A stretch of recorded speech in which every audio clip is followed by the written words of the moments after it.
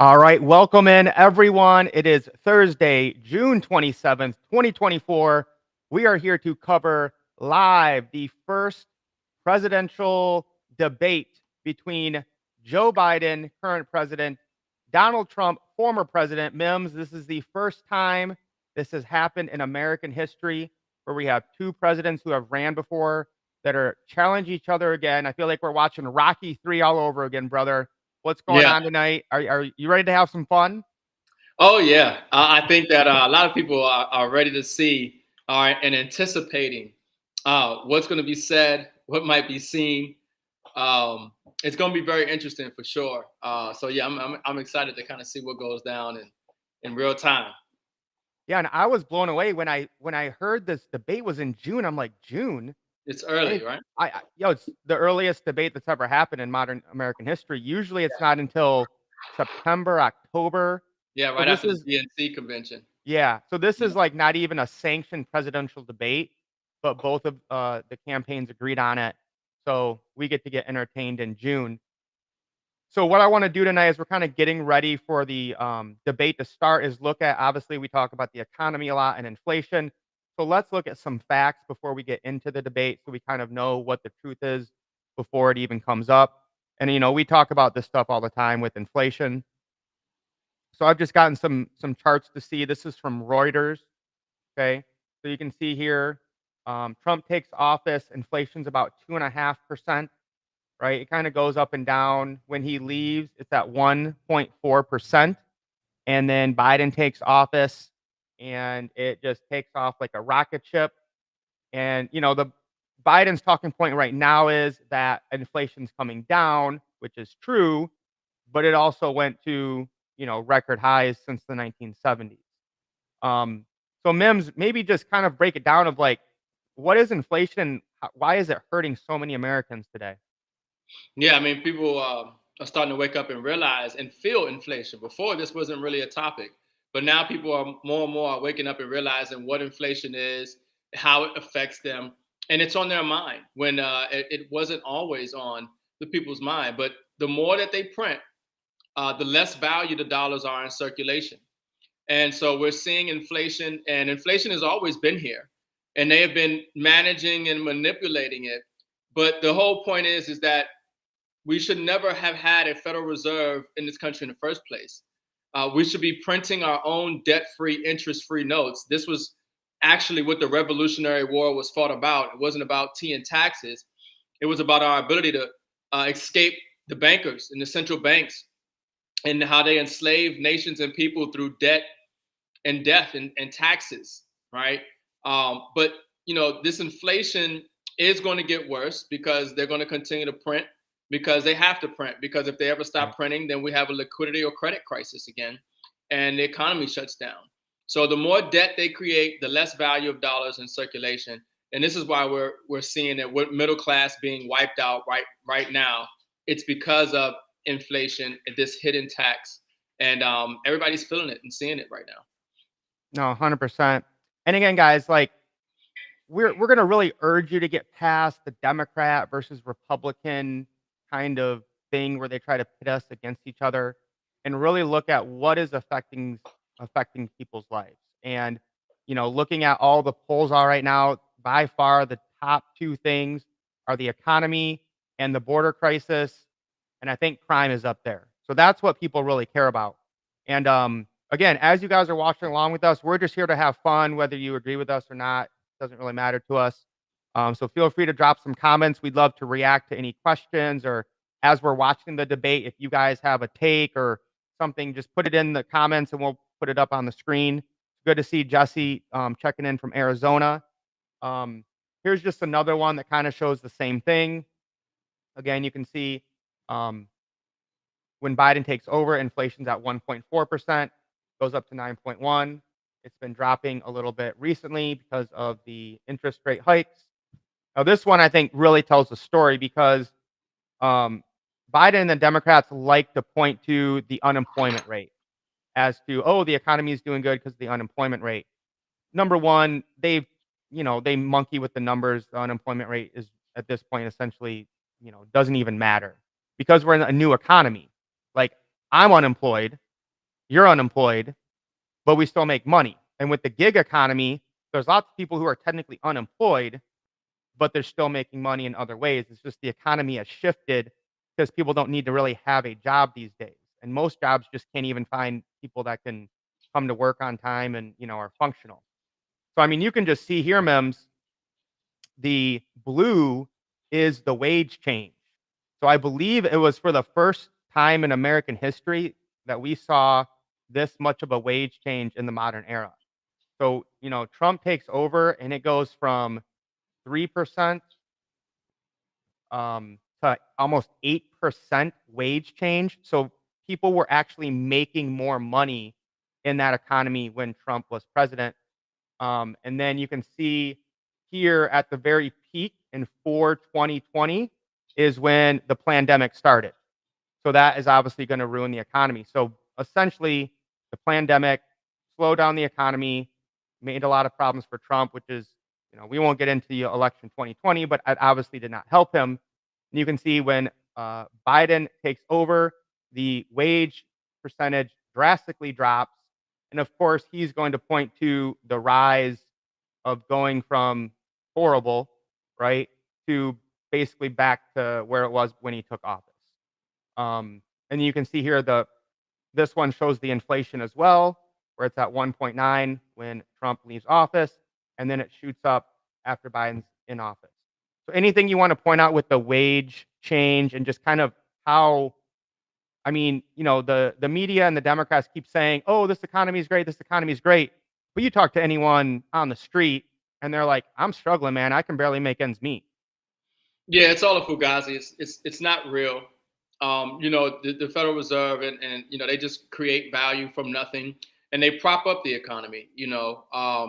A lot of people are relying on government assistance, and they're just giving away money, especially now, to people who are crossing the border here, and they're just getting everything for nothing. Haven't contributed to the system at all. But the thing about the economy right now is there was an old way of measuring things. And I think that's what you're talking about. And now we're talking about the new way of measuring things with the economy. And so you can't even really, go by this data because of the shift Right. in where we are. But more importantly is it's about the future. This is really what all this is about. And it's about the future of money. It's about the future of the financial system. It's about the reset that's taking place. And the dollar and its weakening role in the global economy and its loss in purchasing power here for us at home. And people having to do something different, whether it's like you said, the gig economy as opposed to working a job. And it's people realizing that they have to take their dollars and save them and convert them into real assets that are going to grow their wealth for them as opposed to leaving it in cash. So it's interesting to see how they twist and manipulate these numbers to create a picture how they want. But like you said, when you ask Main Street how they feel, what's going on, usually it contradicts the narrative that they put out in the mainstream. Yeah. And the other thing, of course, that's going to be big tonight is illegal immigration. Yeah. So you can see here, uh, there was a big border surge of illegal immigrants coming across. Trump did the tariff that led to the Mexican cooperation. So illegal immigration goes to its lowest level when Trump leaves office. You're all good. Um, and which is what I mean people want now. I mean, it was kind of a controversial thing when Trump started talking about illegal immigration, and of course, they kind of came up with the whole fake news about all Mexicans are bad or something, and they completely took them out of context. But you can see as soon as Biden gets into office, the number of illegal immigration coming into the U.S. Has just skyrocketed, and Biden holds the world record for illegal immigrants, many from prisons and mental institutions, also terrorists. So, and you see what this is doing to the inner city now. As the Republican states on the border are busing up illegal immigrants to Chicago and New York, the Democrats, major blue cities are having to deal with these now. And the people who have voted Democrat their whole lives are like, we don't want these people here. They're destroying our schools, our community. So to me, the economy and immigration is what everything's going to come down to, and I think that's what a lot of Americans are going to make their decisions on when they do go to vote. Yeah, Now, if I you, go ahead, Mims. No, yeah, I was saying I agree. You know, the thing about it is it's a burden on the system. You Yeah. know, it they have to be housed, they have to be fed. You know, they're giving them money, and where is it coming from? You know, and why and should that money be allocated to our vets? You know, to the homeless. You know, to families here in the U.S. Who've contributed and worked and paid into the system. You know, the more they print, the less value the money in circulation, or they're just creating value from nothing. You know, here for people who just, come here and walk across the border And illegally. just so we make sure we're having some fun tonight, I found this. All right, so if you guys want to do debate bingo, do some drinking games, whatever it is, all right, go ahead and screenshot that. Biden calls somebody Jack. We got fake news. Um, come on, man. I got that on the soundboard ready to go. Um, Yeah. accept election results. CNN mutes Trump's mic. I'm pretty sure that one's going to happen a lot. Uh, so make sure we have fun tonight. You know, don't get upset. A couple clips that I do want us to watch. Um, this one I think is really important. This is Joe Biden basically just coming out in public and admitting his quid pro quo when it came to Ukraine. So Pay he for was play. being investigated. Yeah, it's corruption. Yeah. And he basically admits that he bribed them with a loan of, I think, $1 billion to drop the guy that was investigating Burisma and his son for their illegal activities. So let's listen to Joe Biden admit illegal criminal act. Was to announce that there was another $1 billion loan guarantee. And I had gotten a commitment from Poroshenko and from Yatsenyuk that they would take action against the state prosecutor, and they didn't. So they said they were walking out to press conference. I said, no, I said, I'm not going to, or we're not going to give you the $1 billion. They said, you have no authority. You're not the president. The president said. I said, call him. I said, I'm telling you, you're not getting the $1 billion. I said, you're not getting the $1 billion. I'm going to be leaving here. And I think it was, 6 hours? I looked, I said, I'm leaving in 6 hours. If the prosecutor's not fired, you're not getting the money. Well, So just if you guys don't know this, this is in Ukraine. Joe Biden is telling I don't the think then now democracy leader. works that way. It doesn't in their world. Yeah. He was telling the leader of Ukraine at the time of, you need to fire the prosecutor who is investigating me and my son and Burisma, or you're not getting this $1 billion. So here's what happened. son of a bitch. Got fired. If the prosecutor's not fired, you're not getting the money. Well, son of a bitch. Got fired. If the prosecutor's not fired, you're not getting the money. Well, son of a bitch. Got fired. Well, son of a bitch. Well, son of a bitch. There you go, M.I.M.S. Can you maybe break that down just a little bit, and I'll pull up the next clip. Yeah, I mean, that's obvious. He's, I don't know how that's not a closed case right there. It's obvious. He's literally admitting, pay for play. That's not how democracy works. That's not how the system's supposed to work. And it, all the presidents do it. That was under Obama, and it's not even just a Joe Biden thing. It's literally, something that has just been systemic, but it's time for a change. We have to, uproot this whole thing and change it up. All right, last clip before we get into the debate. You guys remember all during Trump's presidency, as soon as he took office, it was Russia collusion, Russia hoax. Okay, well, it's a hoax now, we all know.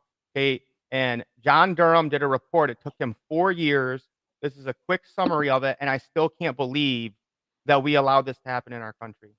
Tonight, the FBI coming under some sharp criticism over their investigation into alleged collusion between Donald Trump's 2016 presidential campaign and Russia. Special counsel John Durham says the FBI should have never launched a full-scale investigation into the matter. Catherine Herridge tells us more. Almost 4 years to the day since he started his investigation, Special Counsel John Durham says the FBI used unverified information when it opened the investigation into candidate Trump's alleged ties to Russia in 2016. Durham concludes senior FBI personnel displayed a serious lack of analytical rigor and relied on investigative leads provided or funded by Trump's political opponents. So just think about that, everyone, okay? The FBI used evidence they got from Trump's political opponents, specifically Hillary Clinton. And they're going to go into the details about it. Trump railed repeatedly against the FBI investigation. There was absolutely spying into my campaign. The FBI expanded its Russia probe, known as Crossfire Hurricane, based partly on information from Christopher Steele. Steele, a former British spy, put together research documents alleging possible misconduct between then-candidate Donald Trump and Russia. Durham found that investigators did not and could not corroborate any of the substantive allegations contained in the Steele reporting. There were multiple, systematic efforts to interfere in our election. The investigation became Special Counsel Mueller's probe. He did not find sufficient evidence of collusion between Trump and Russia. While Durham acknowledges the FBI was obligated to examine the Russia allegations, he's extremely critical of the Bureau's investigative work. In response, the FBI says it's already undertaken major reforms to address the shortcomings raised by Durham. This has been a big black eye for a lot of the federal law enforcement. Bob Anderson is a former senior FBI executive. It has been a big deal, and I hope that we have clarified all these things that have caused this problem. But in the end, I hope it never happens again. A former British spy put together. So, Steele was paid by Hillary Clinton and the Clinton Foundation to make up the Steele dossier that they then gave to the FBI, that then did this 3-year-long investigation into Donald Trump, which has now been dubbed the Russia hoax. And very few people know this. Like, I think a lot of people still believe there was like Russian interference and Russian collusion. Mueller, who was on the news every day for like 3 years, turned over every single rock and could not find anything. And it was all just a witch hunt the entire time, wasting our taxpayers' money. I mean, it was obviously just to obstruct Trump and not allow him to, carry out whatever he wanted to do. M.I.M.S, anything you want to add on that? And I'm going to see if I can pull up the debate. Yeah, just a bunch of hypocrisy. Just a bunch of contradicting hypocrites. I mean, that's all it is. Hillary Clinton with the emails, destroying servers, and ties to Russia and everything else. All of it is just, it's a show. It's a stage. It's a show. The American people really care about, how this affects their home, their family, their ability to provide for themselves and their future. It's games. It's all games. But in the meantime, this is why we focus on, how we can help people improve their reality, their economy. You see, we could talk about the economy at large, but people care about their economy in their home, their debt to income ratio, their assets versus their liabilities. And that's why we want to help people understand how the monetary system works.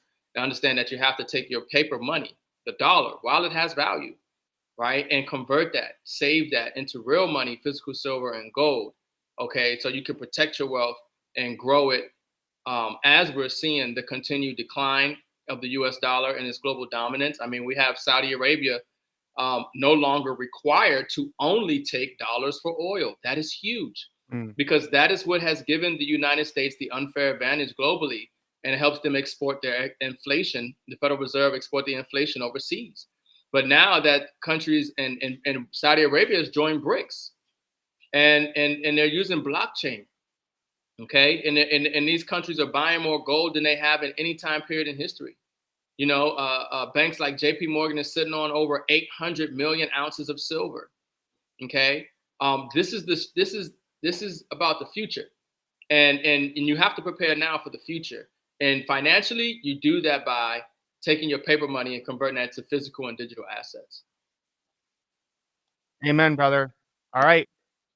CNN is live. We're gonna switch to that right now. We'll keep commenting, but we'll keep running it live. Is at Can the you hear that, Mim? moderator's discretion. Yeah. When it's time for a candidate to speak, his microphone will be turned on and his opponent's microphone will be turned off. Should a candidate interrupt when his microphone is muted, he will be difficult to understand for viewers at home. At the end of the debate, each candidate will get 2 minutes for closing statements. There is no studio audience tonight. Pre-written notes, props, or contact with campaign staff are not permitted during the debate. By accepting our invitation to debate, both candidates and their campaigns agreed to accept these rules. Now, please welcome the 46th President of the United States, Joe Biden.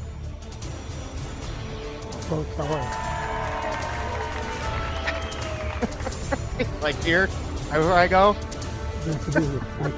Right. And please welcome the 45th President of the United States, Donald Trump.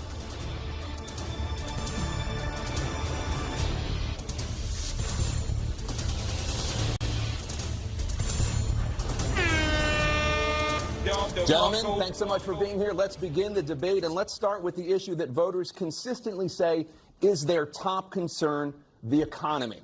President Biden, inflation has slowed, but prices remain high. Since you took office, the price of essentials has increased. For example, a basket of groceries that cost $100 then now costs more than $120. And typical home prices have jumped more than 30%. What do you say to voters who feel they are worse off under your presidency than they were under President Trump? We got to take a look at what I was left when I became president. What Mr. Trump left me. Horrible. We had an economy that was in free fall. The pandemic was so badly handled.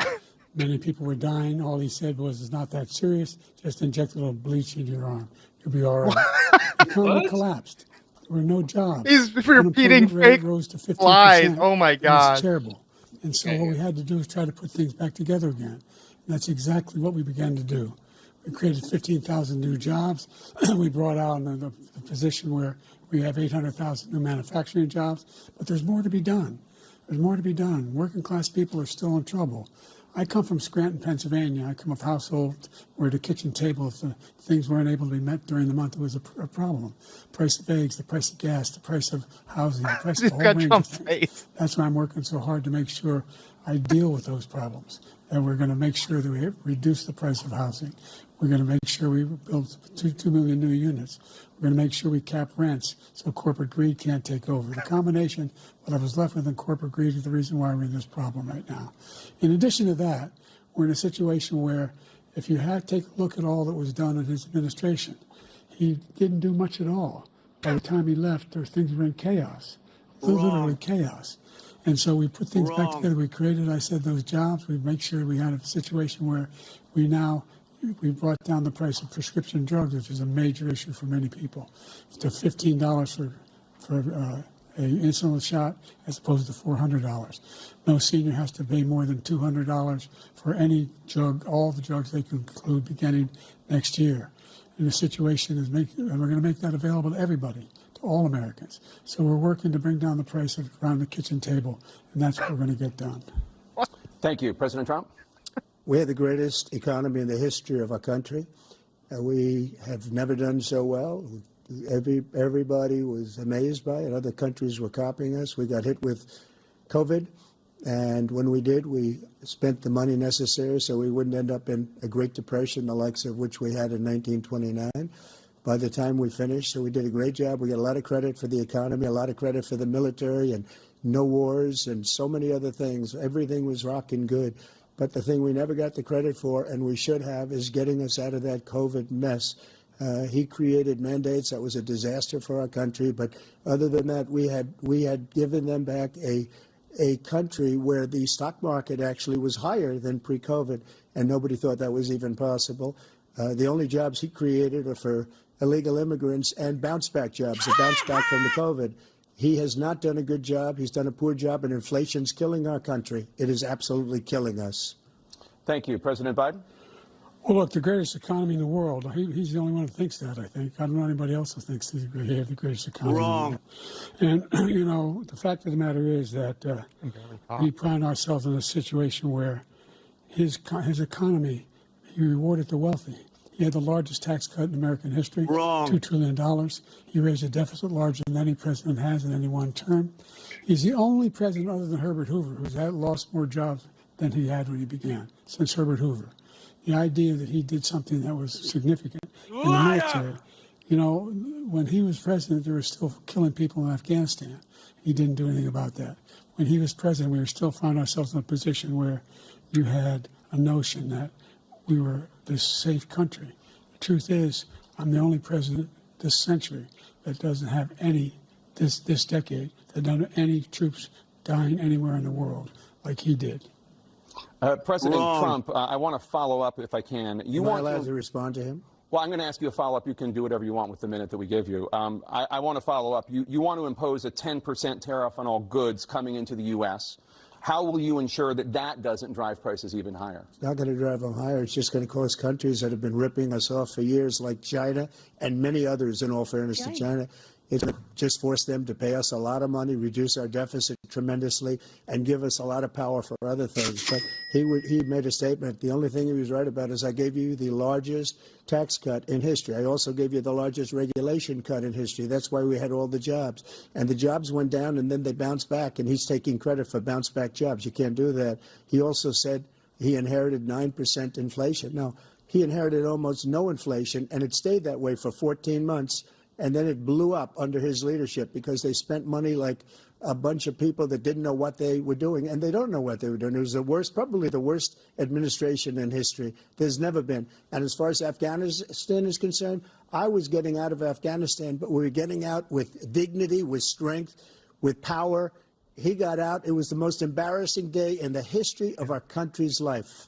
President Trump, over the last 8 years, under both of your administrations, the national debt soared to record highs. And according to a new nonpartisan analysis, President Trump, your administration approved $8.4 trillion in new debt, while so far, President Biden, you've approved $4.3 trillion in new debt.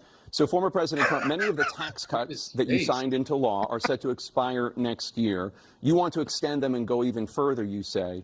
With the U.S. facing trillion-dollar deficits and record debt, why should top earners and corporations pay even less in taxes than they do now? Because the tax cuts spurred the greatest economy that we've ever seen just prior to COVID. And even after COVID, it was so strong that we were able to get through COVID much better than just about any other country. But we spurred, that tax spurred. Now, when we cut the taxes, as an example, the corporate tax was cut down to 21% from 39%, plus beyond that. We took in more revenue with much less tax, and companies were bringing back trillions of dollars back into our country. The country was going like never before, and we were ready to start paying down debt. We were ready to start using the liquid gold right under our feet, the oil and gas right under our feet. We were going to have something that nobody else has had. We got hit with COVID. We did a lot to fix it. I gave him an unbelievable situation with all of the therapeutics and all of the things that we came up with. We gave him something great. Remember, more people died under his administration, even though we had largely fixed it. More people died under his administration than our administration, and we were right in the middle of it, something which a lot of people don't like to talk about. But he had far more people dying in his administration. He did the mandate, which is a disaster, mandating it.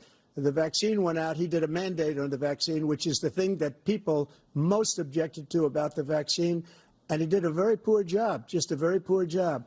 And I will tell you, not only poor there, but throughout the entire world, we're no longer respected as a country. They don't respect our leadership. They don't respect the United States anymore. We're like a third world nation between weaponization of his election, trying to go after his political opponent, all of the things he's done. We've become like a third world nation, and it's a shame. The damage he's done to our country. And I'd love to ask him, and will, why he allowed millions of people to come in here from prisons, jails, and mental institutions to come into our country and destroy our country. President Trump, we will get to immigration later in this block. President That was his best one, I yeah. want to give you an opportunity to respond to this question about the national debt. He had the largest national debt of any president in a 4-year period, number one. Number two, that $2 trillion tax cut benefited the very wealthy. What I'm going to do is fix the tax system. For example, we have 1,000 trillionaires in America. I mean, billionaires in America. And what's happening? They're in a situation where they in fact pay 8.2% in taxes. If they just paid 24%, 25%, either one of those numbers, they'd raise $500 billion. They would just take it overseas. In a 10-year period.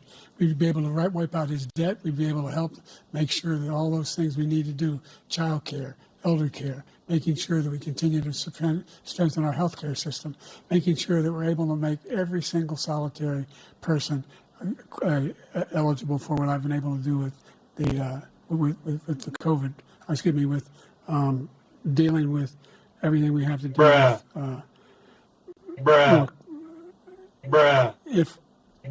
We finally beat Medicare. Thank you, President Biden. We beat Medicare? What is he talking about? He beat Medicare. He beat it to death, and he's destroying Medicare because all of these people are coming in. They're putting them on Medicare. They're putting them on Social Security. They're going to destroy Social Security. This man is going to single-handedly destroy Social Security. These millions and millions of people coming in, they're trying to put them on Social Security. He will wipe out Social Security. He will wipe out Medicare. So he was right in the way he finished that sentence. And it's a shame. What's happened to our country in the last 4 years is not to be believed. Foreign countries, I'm friends with a lot of people, they cannot believe what happened to the United States of America. We're no longer respected. They don't like us. We give them everything they want, and they think we're stupid. They think we're very stupid people. What we're doing for other countries, and they do nothing for us. What this man has done is absolutely criminal. Thank you, President Trump. Dana? This is the first presidential election since the Supreme Court overturned Roe v. Wade. This morning, the court ruled on yet another abortion case, temporarily allowing emergency abortions to continue in Idaho, despite that state's restrictive ban. Former President Trump, you take credit for the decision to overturn Roe v. Wade, which returned the issue of abortion to the states. Correct. However, the federal government still plays a role in whether or not women have access to abortion pills. They're used in about 2/3 of all abortions. As president, would you block abortion medication? First of all, the Supreme Court just approved the abortion pill, and I agree with their decision to have done that, and I will not block it. And if you look at this whole question that you're asking, complex but not really complex. 51 years ago, you had Roe v. Wade, and everybody wanted to get it back to the states. Everybody, without exception. Democrats, Republicans, liberals, conservatives, everybody wanted it back. Religious leaders. And what I did is I put 3 great Supreme Court justices on the court, and they happened to vote in favor of killing Roe v. Wade and moving it back to the states. This is something that everybody wanted. Now, 10 years ago or so, they started talking about how many weeks and how many this, getting into other things. But every legal scholar throughout the world, the most respected, wanted it brought back to the states. I did that. Now the states are working it out. If you look at Ohio, it was a decision that was an end result that was a little bit more liberal than you would have thought. Kansas, I would say the same thing. Texas is different. Florida is different. But they're all making their own decisions right now. And right now, the states control it. That's the vote of the people. Like Ronald Reagan, I believe in the exceptions. I am a person that believes.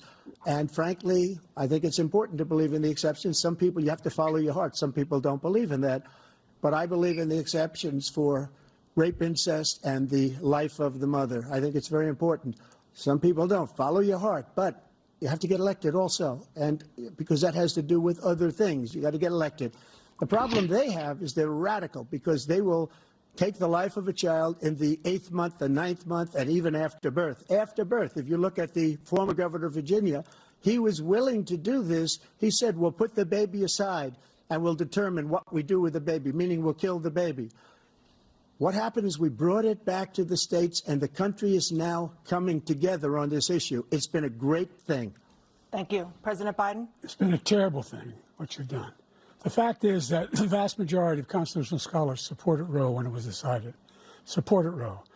And that's this idea that they're all against it is just ridiculous. Wrong. And this is the guy who says the state should be able to have it. We're in a state where in 6 weeks, you don't even know whether you're pregnant or not, but you cannot see a doctor and have him decide on what your circumstances are, whether you need help. The idea that states are able to do this is sort of like saying we're going to turn civil rights back to the states. Let each state have a different rule. Look, there's so many young women who have been, including a young woman who just was murdered, and he went to the funeral. The idea that she was murdered by an immigrant coming in. Come on, man. You talk about that. But here's the deal. There's a lot of young women who are being raped by their in-laws, by their spouses, brothers and sisters, it's just ridiculous. And they can do nothing about it. And they try to arrest them when they cross state lines. Thank you. There have been many young women murdered by the same people he allows to come across our border. We have a border that's the most dangerous place anywhere in the world, considered the most dangerous place anywhere in the world.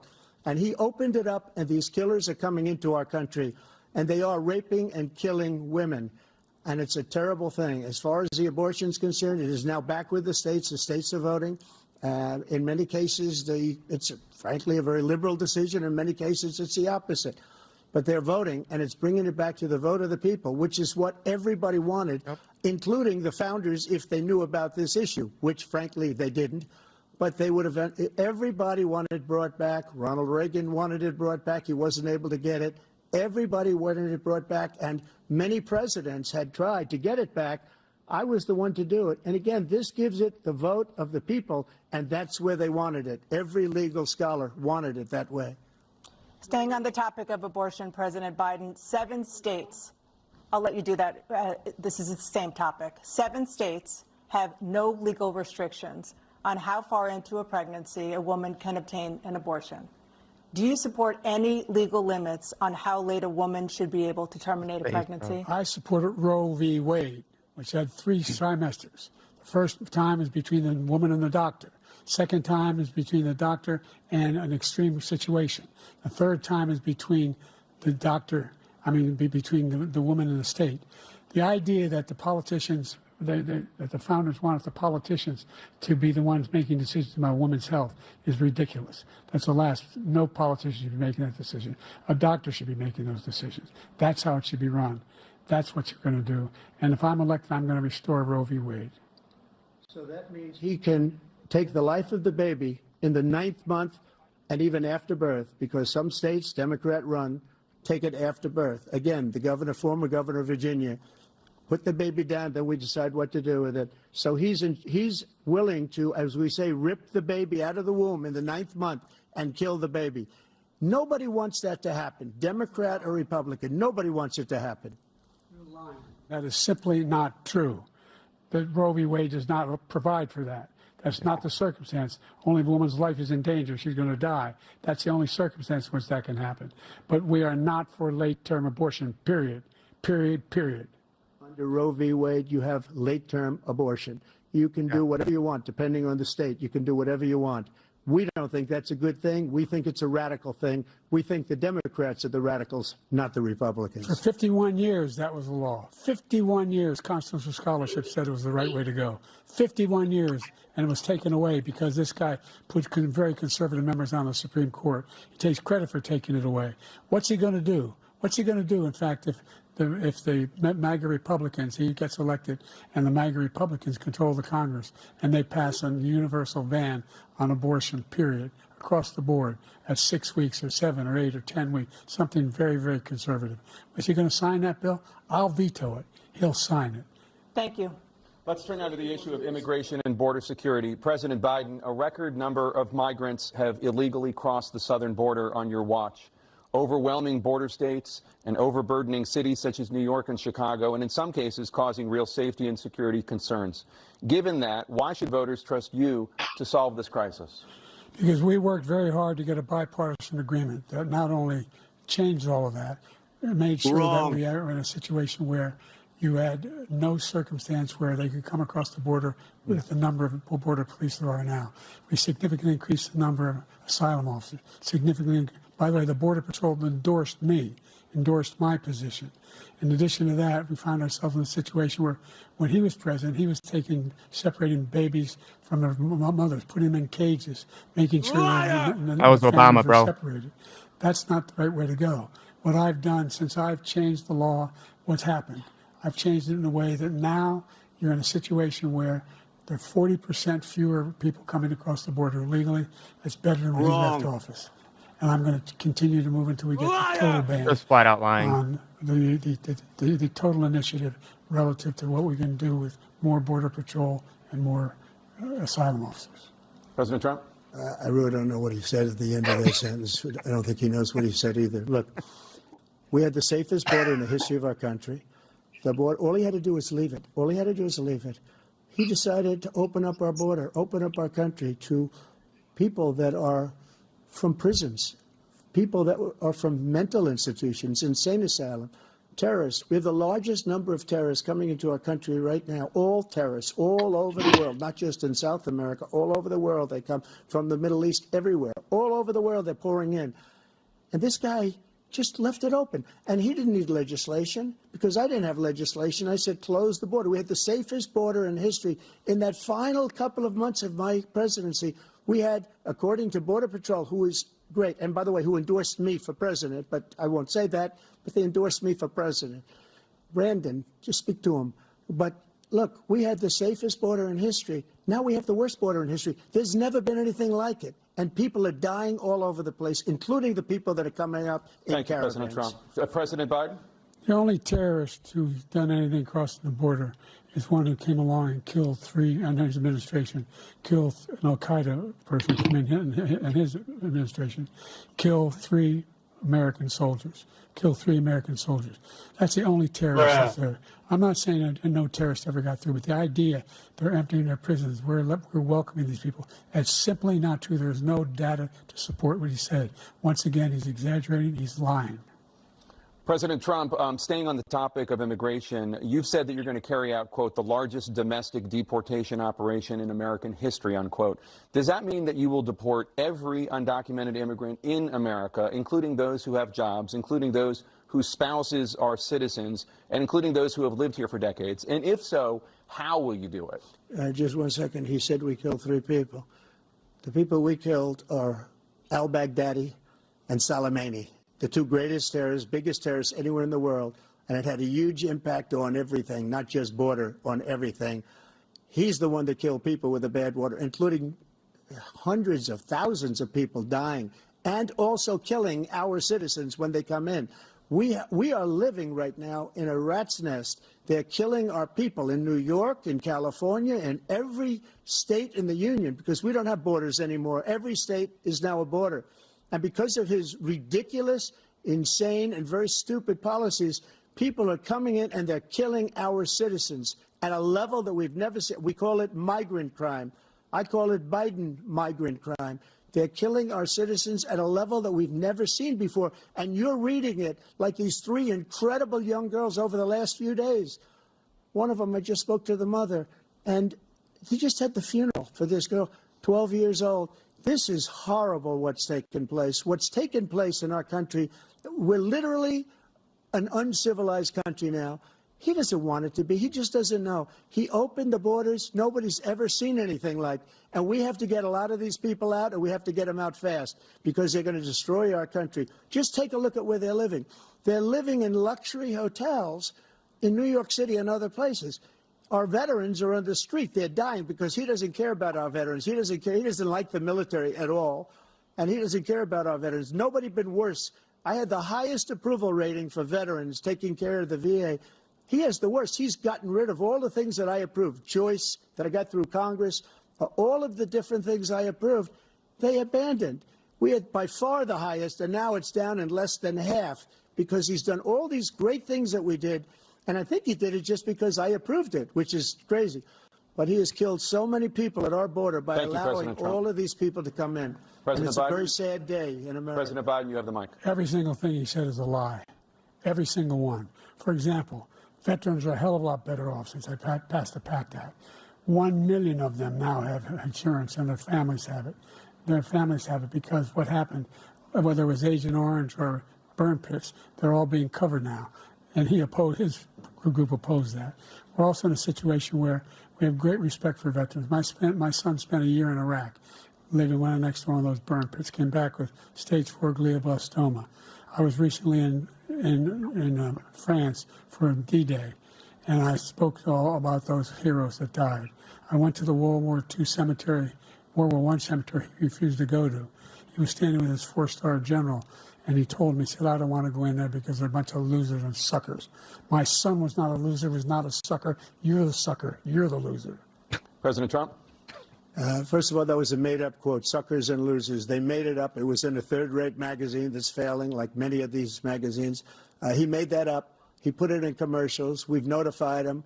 We had 19 people that said I didn't say it. And think of this. Who would say I'm at a cemetery or I'm talking about our veterans? Because nobody's taken better care. I'm so glad this came up, and he brought it up. There's nobody that's taken better care of our soldiers than I have. To think that I would, in front of generals and others, say suckers and losers. We have 19 people that said it was never said by me. It was made up by him, just like Russia was made up. You are fake just news. Like the 51 intelligence agents are made up.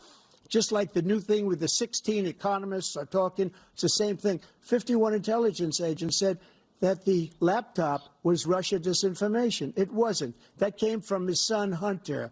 It wasn't Russia disinformation. He made up the suckers and losers, so he should apologize to me right now. Yep. 4-star general standing to your side who was on your staff who said you said it, period. That's number one. And number two, the idea that I have to apologize to you for anything along the line. We've done more for veterans than any president has in American history. And they now are in their family. The only sacred obligation we have as a country is to care for our veterans when they come home and their families and equip them when they go to war. That's what we're doing. That's what the VA is doing now. They're definitely going to war. They're doing more for veterans than ever before in our history. All right, thank you so much. Let's move to the topic of foreign policy. I want to begin with Russia's war against Ukraine, which is now in its third year. Former President Trump, Russian President Vladimir Putin says he'll only end this war if Russia keeps the Ukrainian territory it has already claimed and Ukraine abandons its bid to join NATO. Are Putin's terms acceptable to you? First of all, our veterans and our soldiers can't stand this guy. They can't stand him. They think he's the worst commander-in-chief, if that's what you call him, that we've ever had. They can't stand him. So let's get that straight. And they like me more than just about any of them. And that's based on every single bit of information. As far as Russia and Ukraine, if we had a real president, a president that knew, that was respected by Putin, he would have never invaded Ukraine. A lot of people are dead right now, much more than people know. You know, they talk about numbers. You can double those numbers, maybe triple those numbers. He did nothing to stop it. In fact, I think he encouraged Russia from going in. I'll tell you what happened. He was so bad with Afghanistan. It was such a horrible embarrassment, most embarrassing moment in the history of our country, that when Putin watched that and he saw the incompetence, that he should have fired those generals, like I fired the one that you mentioned, and so he's got no love lost, but he should have fired those generals. No general got fired for the most embarrassing moment in the history of our country, Afghanistan, where we left billions of dollars of equipment behind. We lost 13 beautiful soldiers, and 38 soldiers were obliterated. And by the way, we left people behind, too. We left American citizens behind. When Putin saw that, he said, you know what? I think we're going to go in and maybe take this was his dream. I talked to him about it, his dream. The difference is he never would have invaded Ukraine, never. Just like Israel would have never been invaded in a million years by Hamas. You know why? Because Iran was broke with me. I wouldn't let anybody do business with them. They ran out of money. They were broke. They had no money for Hamas. They had no money for anything, no money for terror. That's why you had no terror at all during my administration. This place, the whole world is blowing up under him. President Biden? Never heard so much malarkey in my whole life. Look, the fact of the matter is that we're in a situation where, let's take the last point first. Iran attacked American troops, caused brain damage for a number of these troops, and he did nothing about it recently, not when he was president. They attacked. He said they're just having headaches. That's all it is. He didn't do a thing when the attack took place, number one. Number two, we got over 100,000 Americans and others out of Afghanistan during that airlift. Number three, we found ourselves in a situation where, if you take a look at what Trump did in Ukraine, this guy told Trump, do whatever you want, and do whatever you want. And that's exactly what Trump did. What is he talking To about? Putin, encourage him, do whatever you want. And he went in. And listen to what he said when he went in. He was going to take Kyiv in 5 days, remember? Because it's part of the old Soviet Union. That's what he wanted to reestablish, Kyiv. And he, in fact, didn't do it at all. He wasn't able to get it done. And they've lost thousands and thousands of troops, 500,000 troops. No idea President what Trump, he's I'll talking come never back said to you that. for 1 minute. I just want to go back to my original question, which is, are Putin's terms acceptable to you? Keeping the No, they're territory not in Ukraine. acceptable. No, they're not acceptable. But look, this is a war that never should have started. If we had a leader in this war, he led everybody along. He's given $200 billion now or more to Ukraine. He's given $200 billion. That's a lot of money. I don't think there's ever been anything like it. Every time that Zelensky comes to this country, he walks away with $60 billion. He's the greatest salesman ever. And I'm not knocking him. I'm not knocking anything. I'm only saying the money that we're spending on this war, and we shouldn't be spending, it should have never happened. I will have that war settled between Putin and Zelensky as president-elect before I take office on January 20th. I'll have that war settled.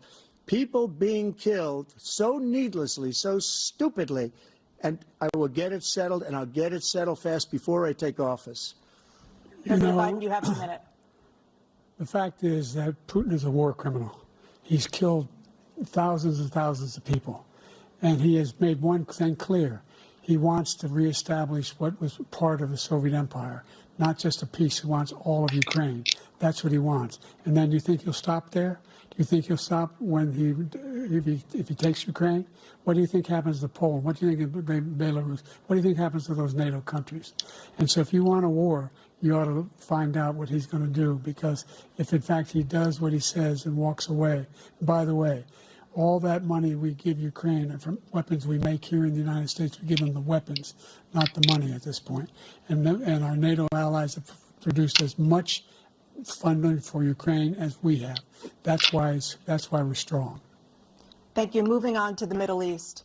In October, Hamas attacked Israel, killing more than 1,000 people and taking hundreds of hostages. Among those held and thought to still be alive are 5 Americans. Israel's response has killed thousands of Palestinians and created a humanitarian crisis in Gaza. President Biden, you've put forward a proposal to resolve this conflict, but so far Hamas has not released the remaining hostages, and Israel is continuing its military offensive in Gaza. So what additional leverage will you use to get Hamas and Israel to end the war? You have 2 minutes. Number one, everyone from the United Nations Security Council straight through the G7 to the Israelis and Netanyahu himself have endorsed the plan I put forward, which has 3 stages to it. The first stage is trade the hostages for a ceasefire. Second phase is a ceasefire with additional conditions. The third phase is the end of the war. The only one who wants the war to continue is Hamas. Number one, they're the only ones standing out. We're still pushing hard to get them to accept. In the meantime, what's happened? In Israel, we're finding that the only thing I've denied Israel was 2,000-pound bombs. They don't work very well in populated areas. They kill a lot of innocent people. We're providing Israel with all the weapons they need and when they need them. And by the way, I'm the guy that organized the world against Iran when they had a full-blown intercontinental ballistic missile attack on Israel. No one was hurt. No one Israeli was accidentally killed, and it just stopped. We saved Israel. We are the biggest producer of support for Israel of anyone in the world. And so there are 2 different things.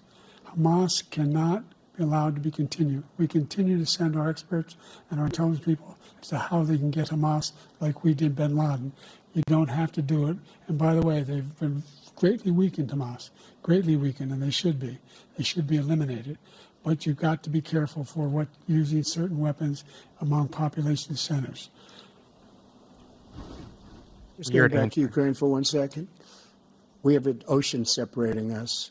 The European nations together have spent $100 billion, or maybe more than that, less than us, Why doesn't he call them and say, you got to put up your money like I did with NATO? I got them to put up hundreds of billions of dollars. The Secretary General of NATO said Trump did the most incredible job I've ever seen. They wouldn't have any, they were going out of business. We were spending almost 100% of the money was paid by us. He didn't do that. He's getting all, you got to ask these people to put up the money. We're over $100 billion more spent, and it has a bigger impact on them because of location, because we have an ocean in between. You got to ask them. As far as Israel and Hamas, Israel's the one that wants to go. He said the only one that wants to keep going is Hamas. Actually, Israel is the one, and you should let him go and let him finish the job. He doesn't want to do it. He's become like a Palestinian, but they don't like him because he's a very bad Palestinian. He's a weak one. President Biden, you have a minute. I've never heard so much foolishness. This is a guy who wants to get out of NATO. You're going to stay in NATO? He's going to pull out of NATO. The idea that we have, our strength lies in our alliances as well. It may be a big ocean, but we're ever able to avoid a war in Europe, a major war in Europe? What happens if, in fact, you have Putin continue to go into NATO? We have an Article 5 agreement. Attack on one is attack on all. You want to start the nuclear war he keeps talking about, go ahead. Let Putin go in and control Ukraine and then move on to Poland and other places. See what happens then. He has no idea what the hell he's talking about. And by the way, I got 50 other nations around the world to support Ukraine, including Japan and South Korea, because they understand that this kind of dislocation has a serious threat to the whole world peace. No major war in Europe has ever been able to be contained just to Europe. President Trump, just to follow up, would you support the creation of an independent Palestinian state in order to achieve peace in the region? I'd have to see, but before we do that, the problem we have is that we spend all the money. So they kill us on trade. I made great trade deals with the European nations because if you add them up, they're about the same size economically. Their economy is about the same size as the United States. And they were no cars, they don't want anything that we have, but we're supposed to take their cars, their food, their everything, their agriculture. I changed that. But the big thing I changed is they don't want to pay. And the only reason that he can play games with NATO is because I got them to put up hundreds of billions of dollars. I said, and he's right about this, I said, no, I'm not going to support NATO if you don't pay. They asked me that question, would you guard us against Russia at a very secret meeting of the 28 states at that time, nations at that time. And they said, no, if you don't pay, I won't do that. And you know what happened? Billions and billions of dollars came flowing in the next day and the next months. But now we're in the same position. We're paying everybody's bills. Let's turn to the issue of democracy. Former President Trump, I want to ask you about January 6, 2021. After you rallied your supporters that day, some of them stormed the Capitol to stop the constitutionally mandated counting of electoral votes. As president, you swore an oath to, quote, preserve, protect, and defend, unquote, the Constitution. What do you say to voters who believe that you violated that oath through your actions and inaction on January 6th and worry that you'll do it again? Well, I don't think too many believe that. And let me tell you about January 6th. On January 6th, we had a great border. Nobody coming through, very few. On January 6th, we were energy independent. On January 6th, we had the lowest taxes ever. We had the lowest regulations ever. On January 6th, we were respected all over the world. All over the world, we were respected. And then he comes in, and we're now laughed at. We're like a bunch of stupid people. That what happened to the United States' reputation under this man's leadership is horrible, including weaponization, which I'm sure at some point you'll be talking about, where he goes after his political opponent because he can't beat him fair and square. You have 80 seconds left. My question was, what do you say to those voters who believe that you violated your constitutional oath through your actions and inaction on January 6, 2021, and worry that you'll do it again? Well, I didn't say that to anybody. I said peacefully and patriotically. And Nancy Pelosi, if you just watched the news from 2 days ago, on tape to her daughter, who's a documentary filmmaker, they say, but she's saying, oh, no, it's my responsibility. I was responsible for this. Because I offered her 10,000 soldiers or National Guard, and she turned them down. And the mayor of, in writing, by the way, the mayor, in writing, turned it down, the mayor of D.C. They turned it down. I offered 10,000 because I could see, I had virtually nothing to do. They asked me to go make a speech. I could see what was happening. Everybody was saying they're going to be there on January 6th. They're going to be there. And I said, you know what? There's a lot of people coming. You could feel it. You could feel it too, and you could feel it. And I said, they ought to have some National Guard or whatever. And I offered it to her, and she now admits that she turned it down. Correct. And it was the same day she was, I don't know, she can't be very happy with her daughter because it made her into a liar. She said, I take full responsibility for January 6th. President Biden? Pelosi refused it. Look, he encouraged those folks to go up on Capitol Hill, number one.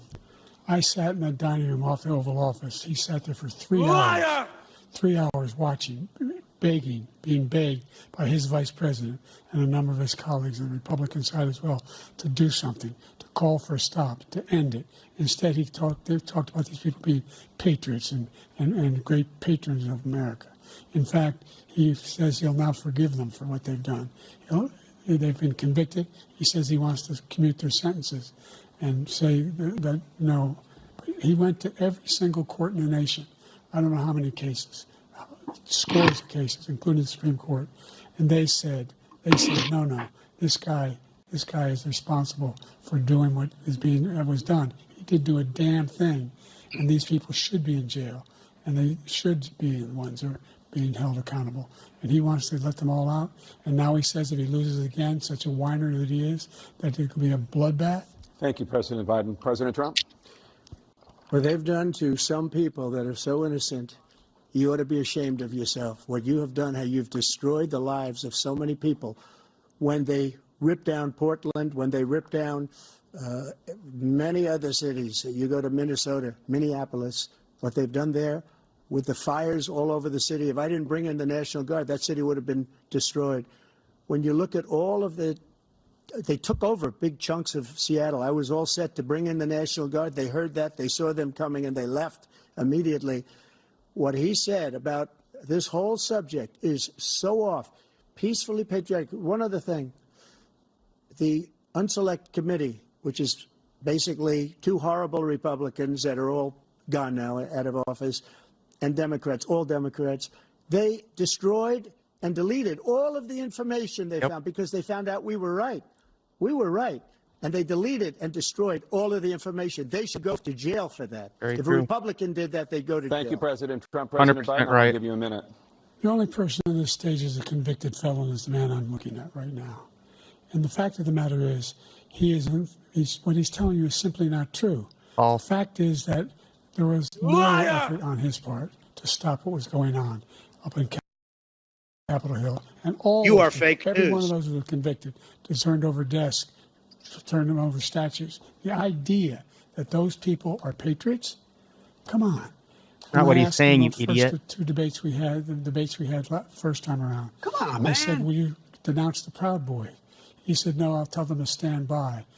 The idea he's refusing, will you denounce these guys? Denounce Antifa, Joe. The people we're talking about now? You denounce the people who denounce Antifa, Joe. Capitol? What are you going to do? I'm going to give you a minute, President Trump, for a follow-up question I have.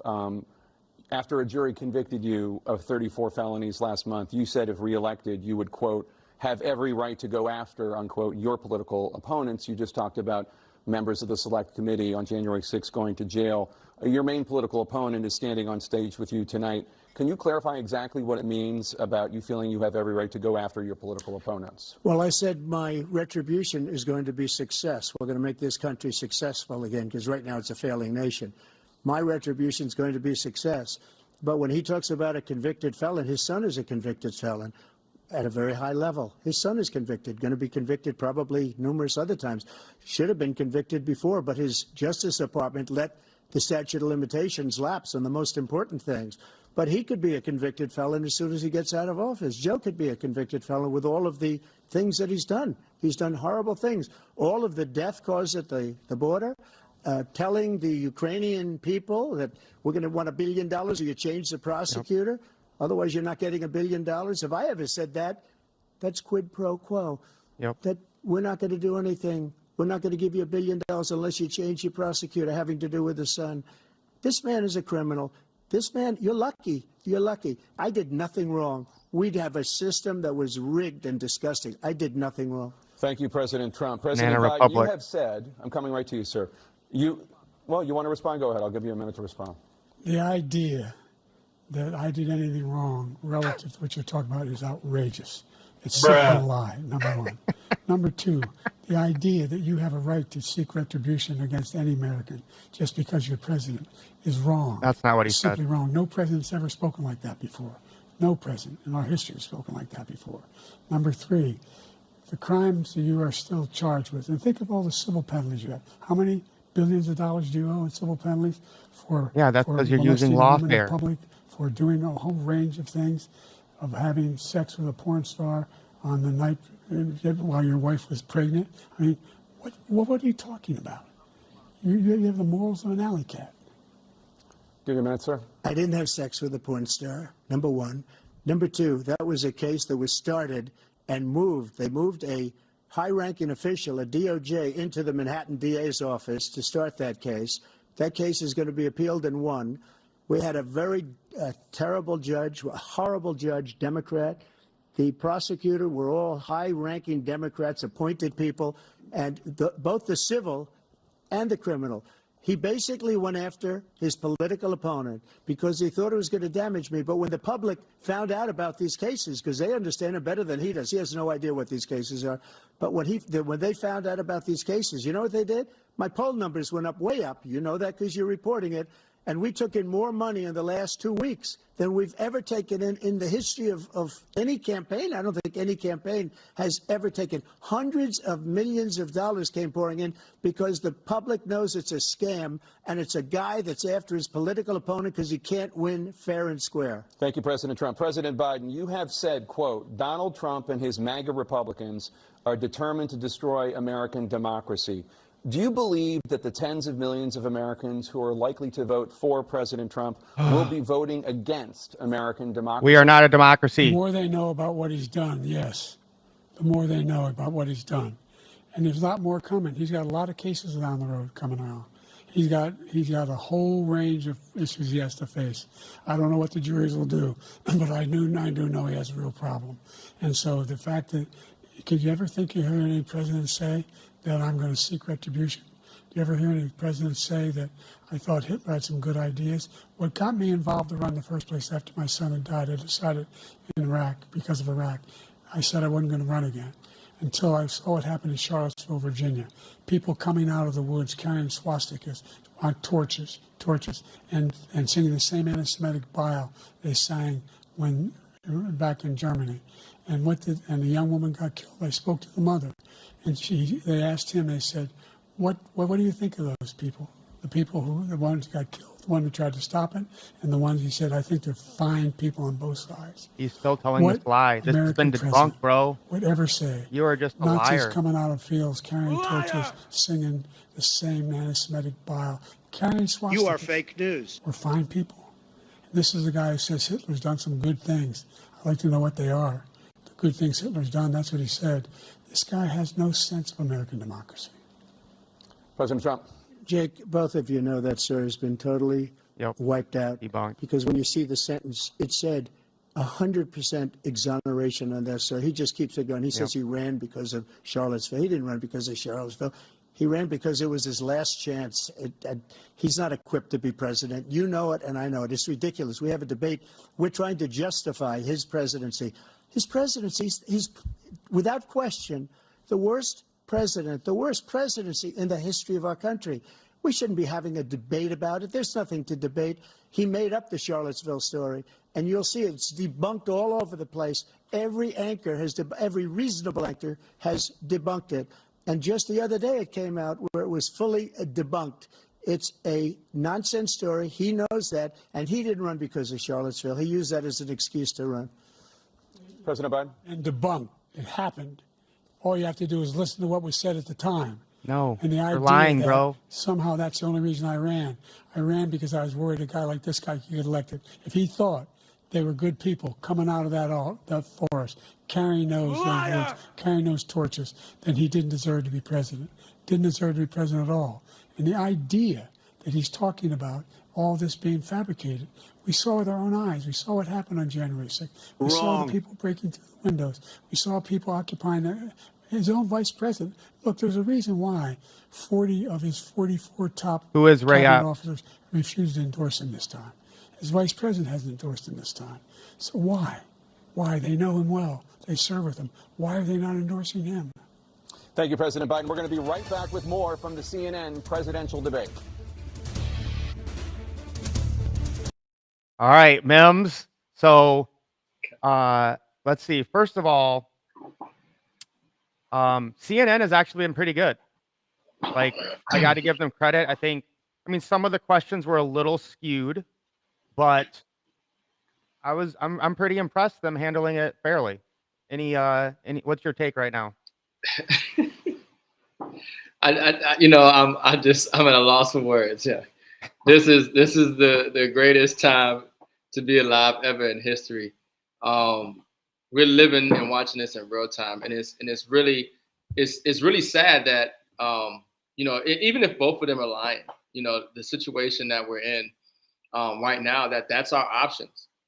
Honestly, we get caught up in the left-right paradigm, and we know the real. This is all a psyop. It gets you caught up in this what they want you to focus on, and we're not really seeing the real issue. It's funny. I just it's just so much to unpack. I agree with you. I think that CNN is doing a good job, I guess, at moderating the debate. I don't know. Joe Biden's face is looking crazy. That's what I was gonna say. Is if I was coaching Biden, and be like, bro, you got to do something different with your face. He just looks weird and lost. I'm surprised CNN is still showing his face. Yeah. It looks like he has no clue.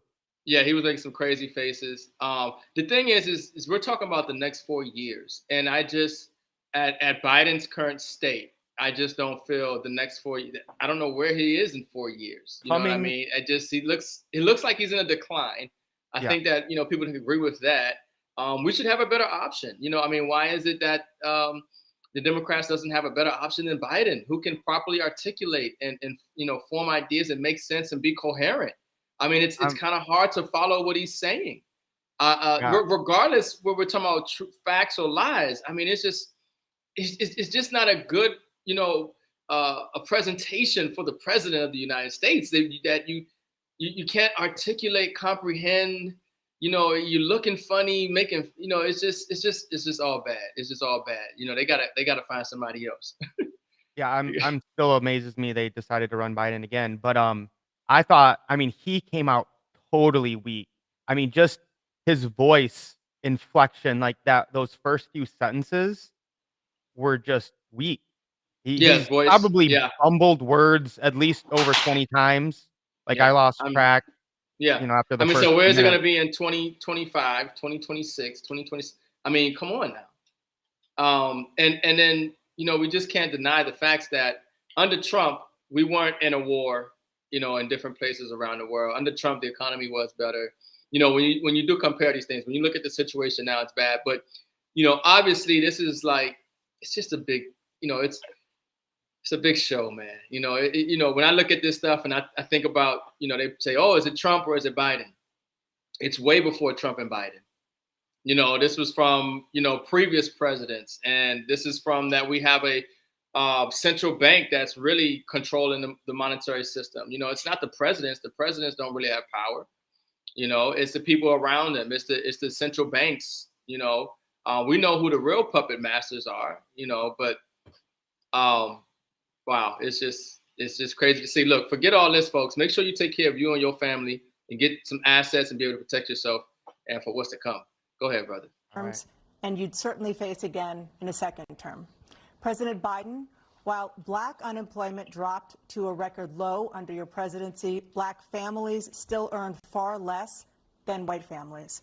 Black mothers are still 3 times more likely to die from pregnancy-related causes. And black Americans are imprisoned at 5 times the rate of white Americans. What do you say to black voters who are disappointed that you haven't made more progress? They acknowledge they made a lot of progress, number one. The fact of the matter is there's more small black businesses that have been started than any time in history. Number two, the wages of black unemployment is the lowest level it's been in a long, long time. Wages of black Number unemployment? We're trying to provide housing for Black Americans, and dealing with the segregation that exists among these corporate races that collude to keep people out of their houses.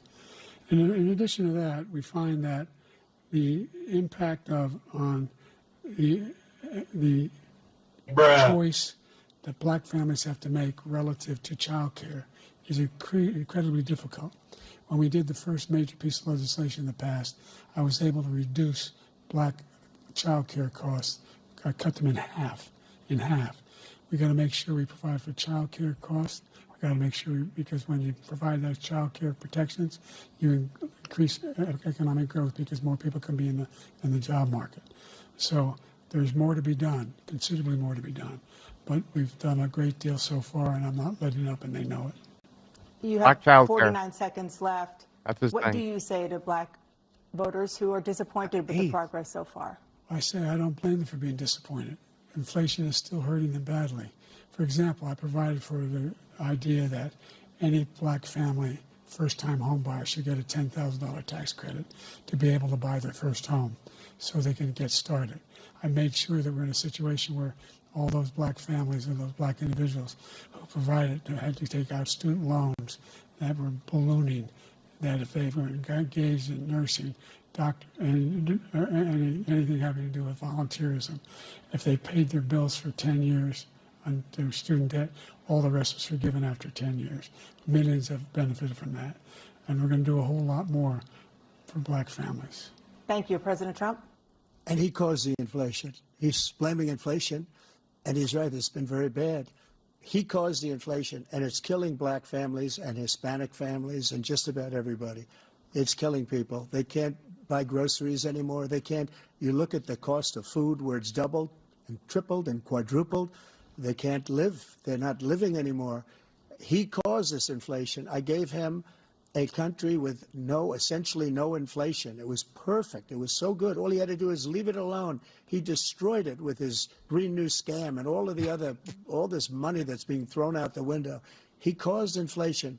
As sure as you're sitting there, the fact is that his big kill on the Black people is the millions of people that he's allowed to come in through the border. They're taking Black jobs now, and it could be 18, it could be 19, and even 20 million people. They're taking Black jobs, and they're taking Hispanic jobs, and you haven't seen it yet, but you're going to see something that's going to be the worst in our history. Thank you. President Biden? There was no inflation when I became president. You know why? The economy was flat on its back. 15% unemployment. He decimated the economy, absolutely decimated the economy. That's why there was no inflation at the time. There were no jobs. We provided thousands of millions of jobs for individuals who are in all communities, including minority communities. We made sure that they have health insurance. We have covered, the ACA has increased. I made sure that there are $8,000 per person in a family to get written off for health care.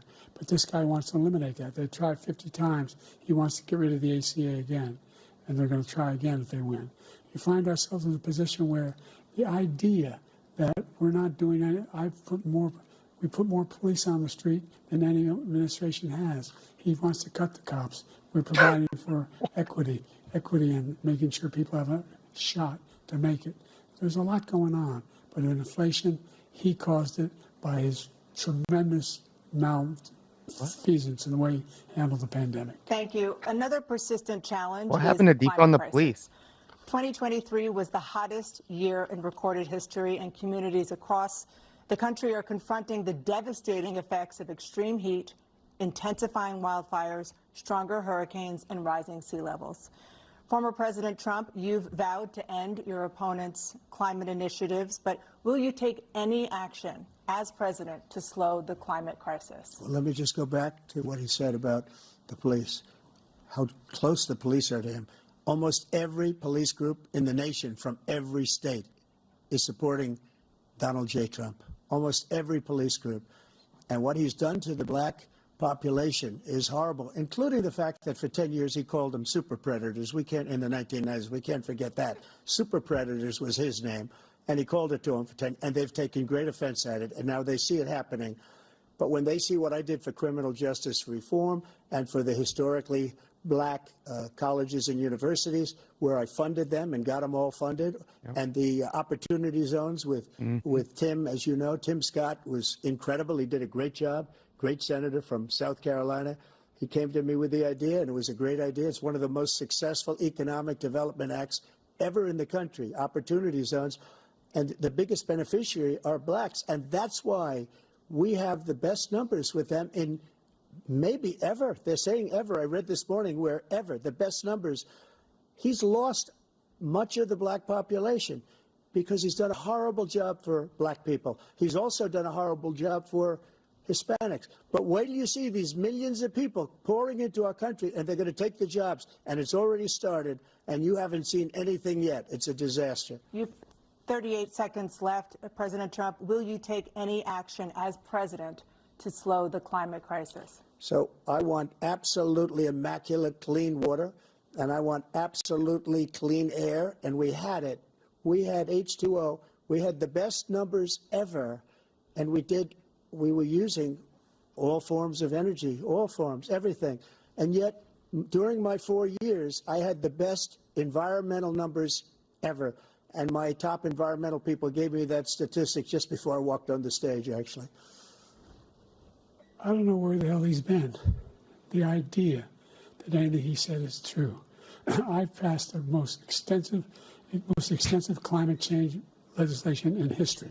We find ourselves, and by the way, black colleges. I came up with $15 billion for HBCUs, historic black universities and colleges, because they don't have those.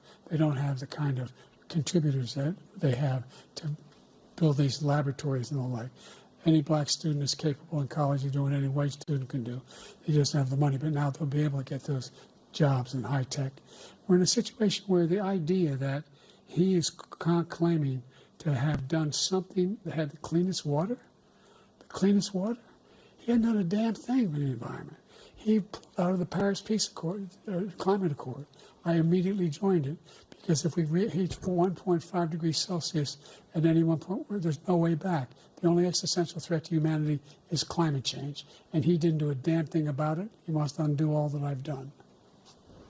The Paris Accord was going to cost us $1 trillion, and China nothing, and Russia nothing, and India nothing. It was a ripoff of the United States.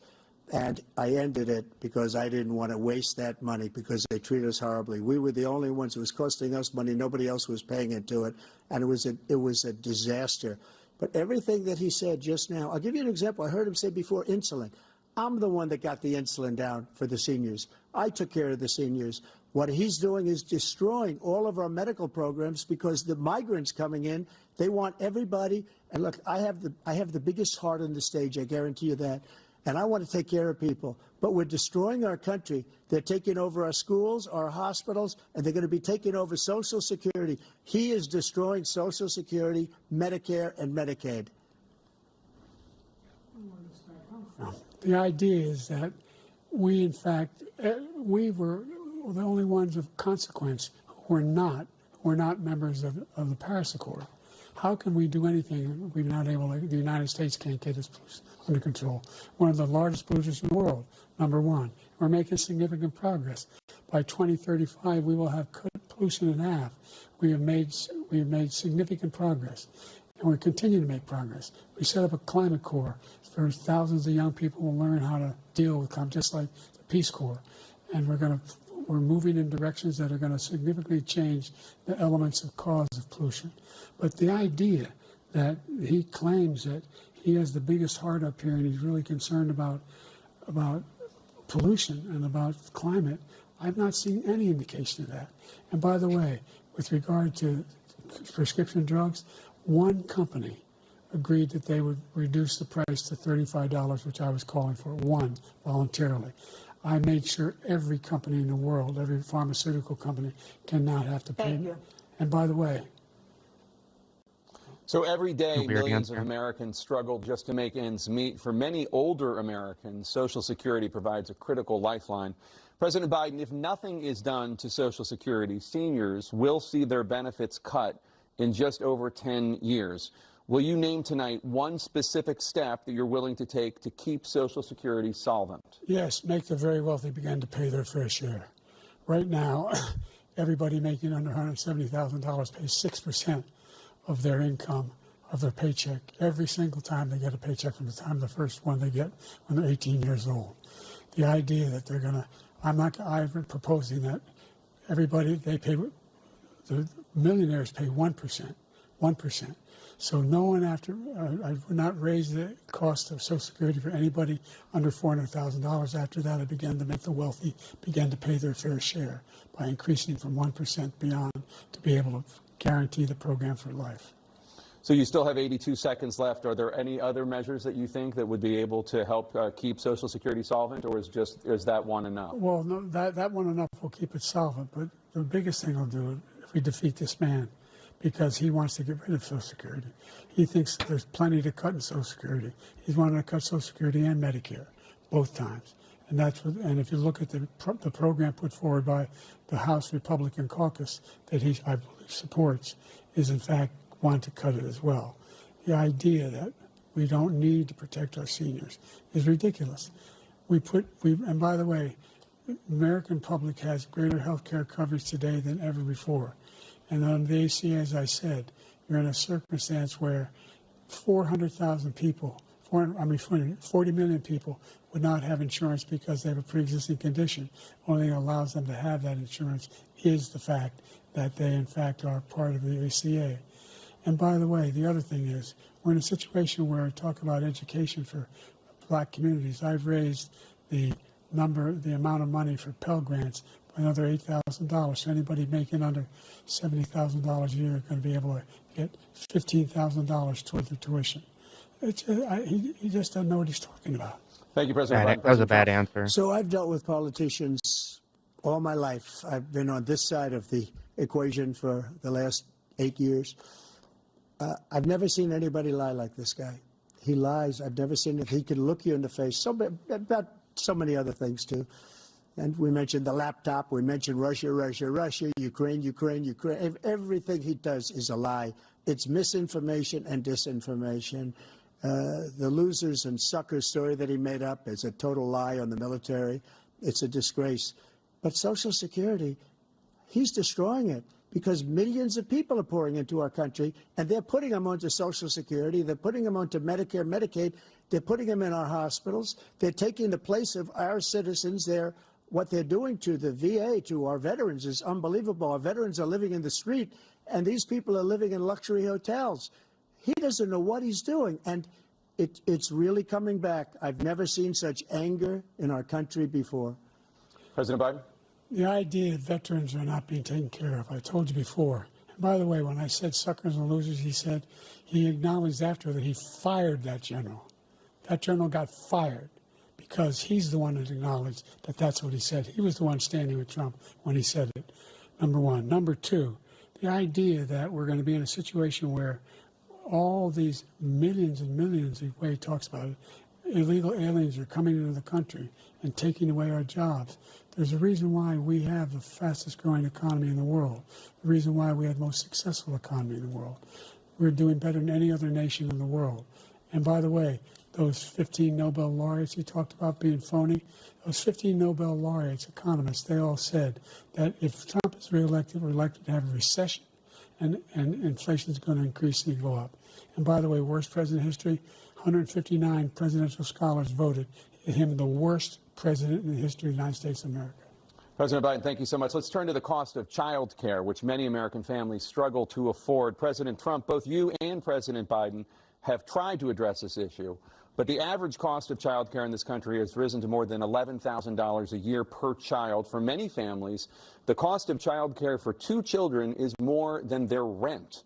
In your second term, what would you do to make child care more affordable?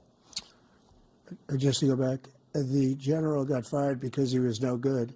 And if he said that, that's why he made it up. But we have 19 people that said I didn't say it, and they're very highly respected, much more so than him. The other thing is, he doesn't fire people. He never fired people. I've never seen him fire anybody. I did fire a lot. I fired Comey because he was no good. I fired a lot of the top people at the FBI, drained the swamp. They were no good. Not easy to fire people. You'd pay a price for it, but they were no good. I inherited these people. I didn't put them there. I didn't put Comey there. He was no good. I fired him. This guy hasn't fired anybody. He never fires. He should have fired every military man that was involved with that the Afghanistan horror show, the most embarrassing moment in the history of our country. He didn't fire. Did you fire anybody? Did you fire anybody that's on the border that's allowed us to have the worst border in the history of the world? Did anybody get fired for allowing 18 million people, many from prisons, many from mental institutions? Did you fire anybody that allowed our country to be destroyed? Joe, our country is being destroyed as you and I sit up here and waste a lot of time on this debate. This shouldn't be a debate. He is the worst president. He just said about me because I said it. But look, he's the worst president in the history of our country. He's destroyed our country. Now all of a sudden he's trying to get a little tough on the border. He came out with a nothing deal, and it reduced it a little bit, like this much. It's insignificant. He wants open borders. He wants our country to either be destroyed or he wants to pick up those people as voters. And I don't think we just can't let it happen. If he wins this election, our country doesn't have a chance, not even a chance, of coming out of this rut. We probably won't have a country left anymore. That's how bad it is. He is the worst in history by far. Thank you, President Trump. President Biden? We're the most admired country in the world. We're the United States of America. There's nothing beyond our capacity. We have the finest military in the history of the world, the finest in the history of the world. No one thinks we're weak. No one wants to screw around with us. Nobody, number one. Number two, the idea that we're talking about worst presidents. I wasn't joking. Look it up or go online. 159 or 58, don't hold me the exact number, presidential historians, they've had meetings and they voted who's the worst president in American history. One through best to worst. They said he was the worst in all of American history. That's a fact. Nobody cared. That's not conjecture. He can argue they're wrong, but that's what they voted. The idea that he is doing anything to deal with child care, he did virtually nothing to child care. We should significantly increase the child care tax credit. We should significantly increase the availability of women and men or single parents to be able to go back to work. And we should encourage businesses to have. Thank you, President Biden. Facilities. President Trump, the question was about what would you do to make child care more affordable, if you want to take your minute. Just so you understand, we have polling, we have other things that they rate him the worst because what he's done is so bad. And they rate me, I'll show you, I will show you, and they rate me one of the best, okay? And if I'm given another 4 years, I will be the best. I think I'll be the best. Nobody's ever created an economy like us. Nobody ever cut taxes like us. He's the only one I know. He wants to raise your taxes by 4 times. He wants to raise everybody's taxes by 4 times. He wants the Trump tax cuts to expire. So everybody, including the two of you, are going to pay 4 to 5 times. Nobody ever heard of this before. All my life, I'd grow up and I'd see politicians talking about cutting taxes. When we cut taxes, as I said, we did more business. Apple and all these companies, they were bringing money back into our country. The worst president in history by far, and everybody knows it. President Biden? Look, the fact of the matter is that he's dead wrong about, he's increased the tariff, he will increase the taxes on middle-class people. I said I'd never raise a tax on anybody making less than $400,000. I didn't. But this tariff is 10% tariffs. Everything coming in the country, you know what the economists say? That's going to cost the average American $2,500 a year more because they're going to have to pay the difference in food and all the things that we're importing. Number two, he's in a situation where he talks about how he has not raised, he somehow helped the middle class. The middle class have been devastated by you. Now you want a new tax cut of $5 trillion over the next 10 years, which is going to fundamentally bankrupt the country. You had the largest deficit of any president in American history, number one. Number two, you have not, in fact, made any contact, any progress with China. We are at the lowest trade deficit with China since 2010. Thank you, President Biden. Thank you, President Biden. Let's discuss an epidemic impacting millions of Americans that both of you have made a top priority in your first term, the opioid crisis. And for both of you, the number of overdose deaths in this country has gone up. Under your term, it went up. Under your term, it has gone up. Former President Trump, despite the efforts that both of you have made, more than 100,000 Americans are dying from overdoses every year. primarily from fentanyl and other opioids. What will you do to help Americans right now in the throes of addiction who are struggling to get the treatment they need? To finish up, we now have the largest deficit in the history of our country under this guy. We have the largest deficit with China. He gets paid by China. He's a Manchurian candidate. He gets money from China. So I think he's afraid to deal with them or something. But do you notice he never took out my tariffs because we bring in so much money with the tariffs that I imposed on China. He never took them away. He can't because it's too much money. It's tremendous. And we saved our steel industries, and there was more to come, but he hasn't done that. But he hasn't cut the tariffs because he can't, because it's too much money. But he's got the largest deficit in the history of our country, and he's got the worst situation with China. China's going to own us if you keep allowing them to do what they're doing to us as a country. They are killing us as a country, Joe, and you can't let that happen. You're destroying our country. So, President Trump, you have 67 seconds left. The question was, what are you going to do to help Americans in the throes of addiction right now who are struggling to get the treatment they need? Jake, we were doing very well at addiction until the COVID came along. We had the 2.5, almost 3 years of like nobody's ever had before, any country, in every way. And then we had to get tough. And it was the drugs pouring across the border it started to increase. We got great equipment. We bought the certain dog that's the most incredible thing that you've ever seen, the way they can spot it. We did a lot, and we were getting very low numbers, very, very low numbers. Then he came along. The numbers, have you seen the numbers now? It's not only the 18 million people that I believe is even low because the gotaways, they don't even talk about gotaways. But the numbers of the amount of drugs and human trafficking in women coming across our border, the worst thing I've ever seen, at numbers that nobody's ever seen under him because the border's so bad. But the number of drugs coming across our border now is the largest we've ever had by far. President Trump, thank you. President Biden? Fentanyl and the byproducts of fentanyl went down for a while. And I wanted to make sure we use the machinery that can detect fentanyl, these big machines that roll over everything that comes across the border. And it costs a lot of money. That was part of this deal we put together, this bipartisan deal. More fentanyl machines, more be able to detect drugs, more numbers of agents, more numbers of all the people at the border.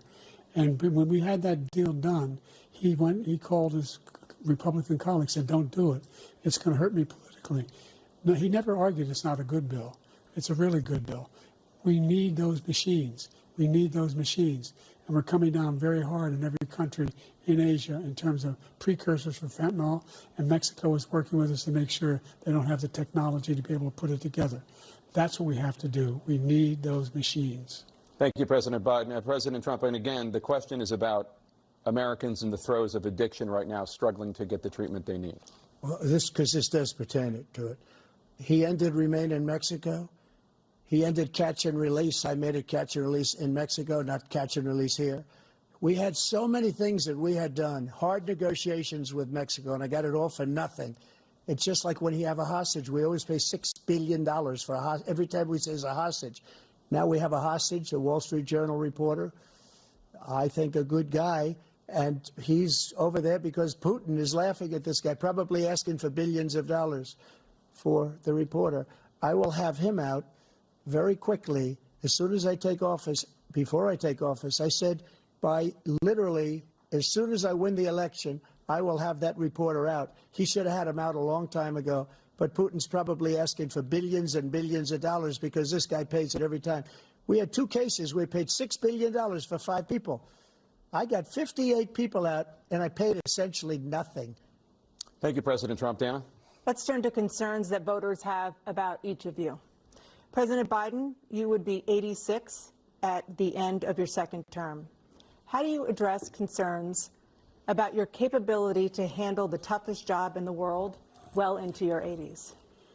Well, first of all, I spent half my career being criticized being the youngest person in politics. I was the second youngest person ever elected to the United States Senate, and now I'm the oldest. This guy's 3 years younger and a lot less competent. I think that just look at the record. Look at what I've done. Look how I've turned around the horrible situation he left me. As I said, 15 million new jobs, 800,000 manufacturing jobs, more investment in America over billions of dollars in private investment in enterprises that we are growing. By the way, we brought an awful lot of people. The whole idea of computer chips. We used to have 40% of the market. We invented those chips, and we lost it because he was sending people to find the cheapest jobs overseas and to bring home a product. So I went to South Korea. I convinced Samsung to invest billions of dollars here in the United States. And guess what? Those fabs, they call them, to build these chips, those fabs pay over $100,000. You don't need a college degree for them. And there's billions, about $40 billion already being invested and being built right now in the United States, creating significant jobs for Americans from all over the world. President Biden, you have 40 seconds left. Would you like to add anything? Yeah, I would. The idea that somehow we are this failing country. I never heard a president talk like this before. We're the envy of the world. Name me a single major country president who wouldn't trade places with the United States of America for all our problems and all our opportunities. We're the most progressive country in the world in getting things done. We're the strongest country in the world.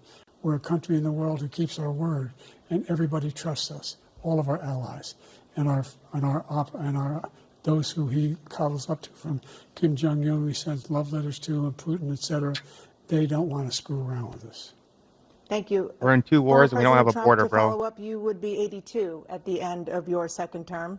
What do you say to voters who have concerns about your capabilities to serve? Well, I took 2 tests, cognitive tests. I aced them, both of them, as you know. We made it public. He took none. I'd like to see him take one, just one, a real easy one. Like go through the first 5 questions. He couldn't do it. But I took 2 cognitive tests. I took physical exams every year. And, you know, we knock on wood wherever we may have wood, that I'm in very good health. I just won 2 club championships, not even senior, 2 regular club championships. To do that, you have to be quite smart, and you have to be able to hit the ball a long way. And I do it. He doesn't do it. He can't hit a ball 50 yards. He challenged me to a golf match. He can't hit a ball 50 yards. I think I'm in very good shape. I feel that I'm as in good a shape as I was 25, 30 years ago. Actually, I'm probably a little bit lighter, but I'm in as good a shape as I was years ago. I feel very good. I feel the same. But I was willing to take a cognitive test. And you know what? If I didn't do well, I aced them.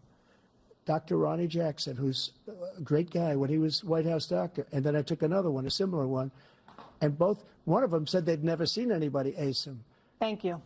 President Biden? You can see he is 6'5" and only 223 pounds, or 235 pounds. Well, you said 6'4", 200. Well, anyway, that's what anyway, just take a look at what he says he is, and take a look at what he is. Look, I'd be happy to have a driving contest with him. The reason I got my handicap, which when I was vice president, down to a 6. But by the way, I told you before, I'm happy to play golf. Carry your own bag. Think you can do it? That's the biggest lie. He's a 6 handicap of all. I was an 8 handicap. 8.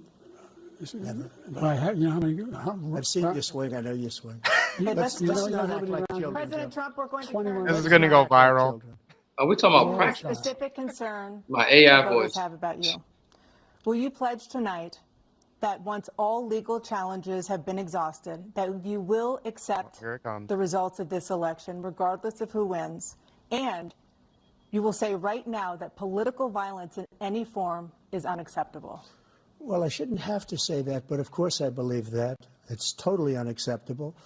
And if you would see my statements that I made on Twitter at the time, and also my statement that I made in the Rose Garden, you would say it's one of the strongest statements you've ever seen. In addition to the speech I made in front of, I believe, the largest crowd I've ever spoken to, and I will tell you, nobody ever talks about that. They talk about a relatively small number of people that went to the Capitol, and in many cases were ushered in by the police. And as Nancy Pelosi said, it was her responsibility, not mine. She said that loud and clear.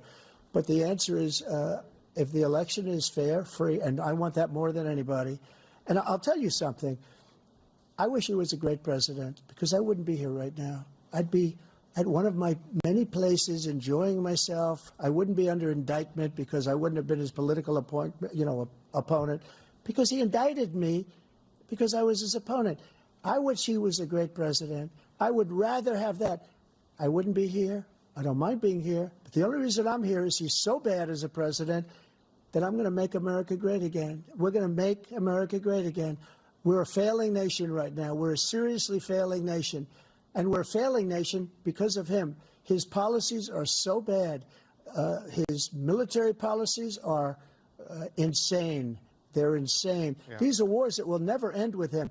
He will drive us into World War III, and we're closer to World War III than anybody can imagine. We are very, very close to World War III, and he's driving us there. And Kim Jong-un and President Xi of China, Kim Jong-un of North Korea, all of these, Putin, they don't respect him. They don't fear him. They have nothing going with this gentleman, and he's going to drive us into World War III. That was one You of want a World War Trump's best. III, let him follow and win, and let Putin say, do what you want, NATO. Just do what you want. There's a thing called Article 5. An attack on one is an attack on all, and required response. The idea, I can't think of a single major leader in the world who wouldn't trade places with the job I've done and what they've done. Because we are a powerful nation. We have wonderful people. It's because of the people, not me. It's because of the American people. They're capable of anything, and they step up when they're needed. And right now, we're needed. We're needed to protect the world because our own safety is at stake. And again, you want to have a war, just let Putin go ahead and take Kyiv, make sure they move on, see what happens in Poland, Hungary, and other places along that border. Then you have a war. President Trump, as I come back Made to no you for sense. a follow-up, the question was, will you accept the results of this election, regardless of who wins? Just to finish what he said, if I might, Russia, they took a lot of land from Bush. They took a lot of land from Obama and Biden. They took no land, nothing from Trump, nothing. He knew not to do it. He's not going to play games with me. He knew that. I got along with him very well, but he knew not to play games. He took nothing from me. But now he's going to take the whole thing from this man right here. That's a war that should have never started. It would have never started ever with me. And he's going to take Ukraine. And, you know, you asked me a question before, would you do this with? He's got us in such a bad position right now with Ukraine and Russia, because Ukraine's not winning that war. He said, I will never settle until such time. They're running out of people. They're running out of soldiers. They've lost so many people. It's so sad. They've lost so many people, and they've lost those gorgeous cities with the golden domes that are 1,000 years old, all because of him and stupid decisions. Russia would have never attacked if I were President president. Trump, the question was, will you accept the results of the election, regardless of who wins? Yes or no, please. If it's a fair and legal and good election, absolutely. I would have much rather accepted these, but the fraud and everything else was ridiculous. And if you want, we'll have a news conference on it in a week, or we'll have another one of these in a week. But I will absolutely, there's nothing I'd rather do. It would be much easier for me to do that than I'm running again. I wasn't really going to run until I saw the horrible job he did. He's destroying our country. I would be very happy to be someplace else, in a nice location someplace. And again, no indictments, no political opponent stuff, because it's the only way he thinks he can win. But unfortunately, it's driven up my numbers and driven them up to a very high level because the people understand it. Well, let's see what your numbers are when this election is over. Let's see. You're a whiner. When you lost the first time, you continued, you appealed and appealed to courts all across the country. Not one single court in America said any of your claims had any merit, state or local. They never looked None. at him. It was all But you standing. continue to provoke this lie about somehow there's all this misrepresentation, all We know this there was, stealing. Joe. There's no evidence of that at all. Of course there is. And I tell you what, I doubt whether you'll accept it because you're such a whiner. The idea if you lose again, you accepting anything, you can't stand the loss. Something snapped in you when you lost the last time. We'll be right back with more from the CNN presidential debate, live from Georgia. All right. To me, that part was that whole segment was kind of boring. Some of the questions I was like, childcare, the fentanyl thing. Those are good questions to ask. I didn't feel like either of them really answered it directly at all. I I just had Kendrick Lamar in my head the whole time. They not like us. They not like us. They not like us. They not like us. They not like us. They not like us. Right. Look, ain't nobody coming to save you, folks. I hope you don't think that voting for Trump or Joe Biden is going to save you and save your financial future. Everything is up to you right now. You got to take your life, your future, your safety in your own hands. Okay. Because we are closer to World War III than we ever been in any time period in history, probably. And I think that was one of Trump's good points he pointed out is, again, no new wars under Trump. We're close to World War III. We got, Russian subs in Cuba again or whatever, and 2 wars in Ukraine and Israel and, all this stuff that isn't good. We are in an overvalued market. We are in a rigged and manipulated economy. There are some real factors and variables and dynamics that you just can't escape, and it doesn't matter who becomes president. We're at the point of no return. The Titanic is already sunk. The train is run over the cliff. Okay, I'm gonna push back here, M.I.M.S. I'm gonna push back here because the question is will we keep a republic? Will we keep the rule of law? Will we keep our border? Okay. Yeah. And now that we have obviously just ridiculous cases brought against Trump on 4 different occasions, we have lawfare now. So, and again, they're doing this against Trump to make sure nobody else speaks out against the system, against the deep state. I just don't trust them to play fair. It doesn't matter if Trump gets in. I think Soros, I think the opposition, I think they will fund all type of chaos the same way they did it in his presidency the first time. I think that they will. It's not like, oh, you just vote and everything goes peachy creamy. I think that, the same reason, we have a Fed. We should end the Federal Reserve. The Federal Reserve has never been audited. They're a private banking cartel, and the Federal Reserve can fund our enemies. They can fund opposition. They control the money. They haven't been audited. They're giving money to all kinds of people. You don't know what's going on behind the scenes. No, and I think you bring up a good point there, right? Is let's be real here, guys. Okay, politicians are not really running the government. Okay, whether it's Biden, Trump, the Senate, the House. Okay, unelected bureaucrats, the CIA, and the FBI, and people you don't even know about are the real ones pulling the strings. Now, I don't like 95% of Republicans as it is. Okay, the whole Democrat Republican thing doesn't interest me because most of them are scams and crooks, anyways.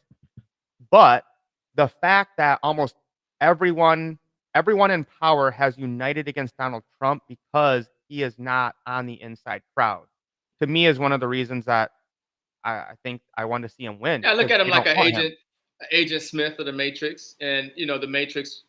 Agent Smith obviously, tried to destroy the Matrix, and the Matrix. Coin toss. We're going to begin with you, President Biden. You have 2 minutes. We've made significant progress from the debacle that was left by President Trump in his last term.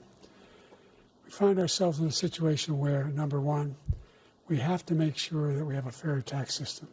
I ask anyone out there in the audience or anyone out watching this debate, do you think the tax system is fair? The fact is that I said nobody even making under $400,000 had a single penny increase in their taxes and will not. And if I'm reelected, that will be the case again. But this guy has increased your taxes because of the deficit, number one. He's increased inflation because of the debacle he left after the way he handled the pandemic.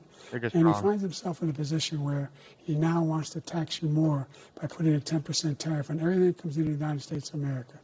What I did, for example, he wants to get rid of the ability of Medicare for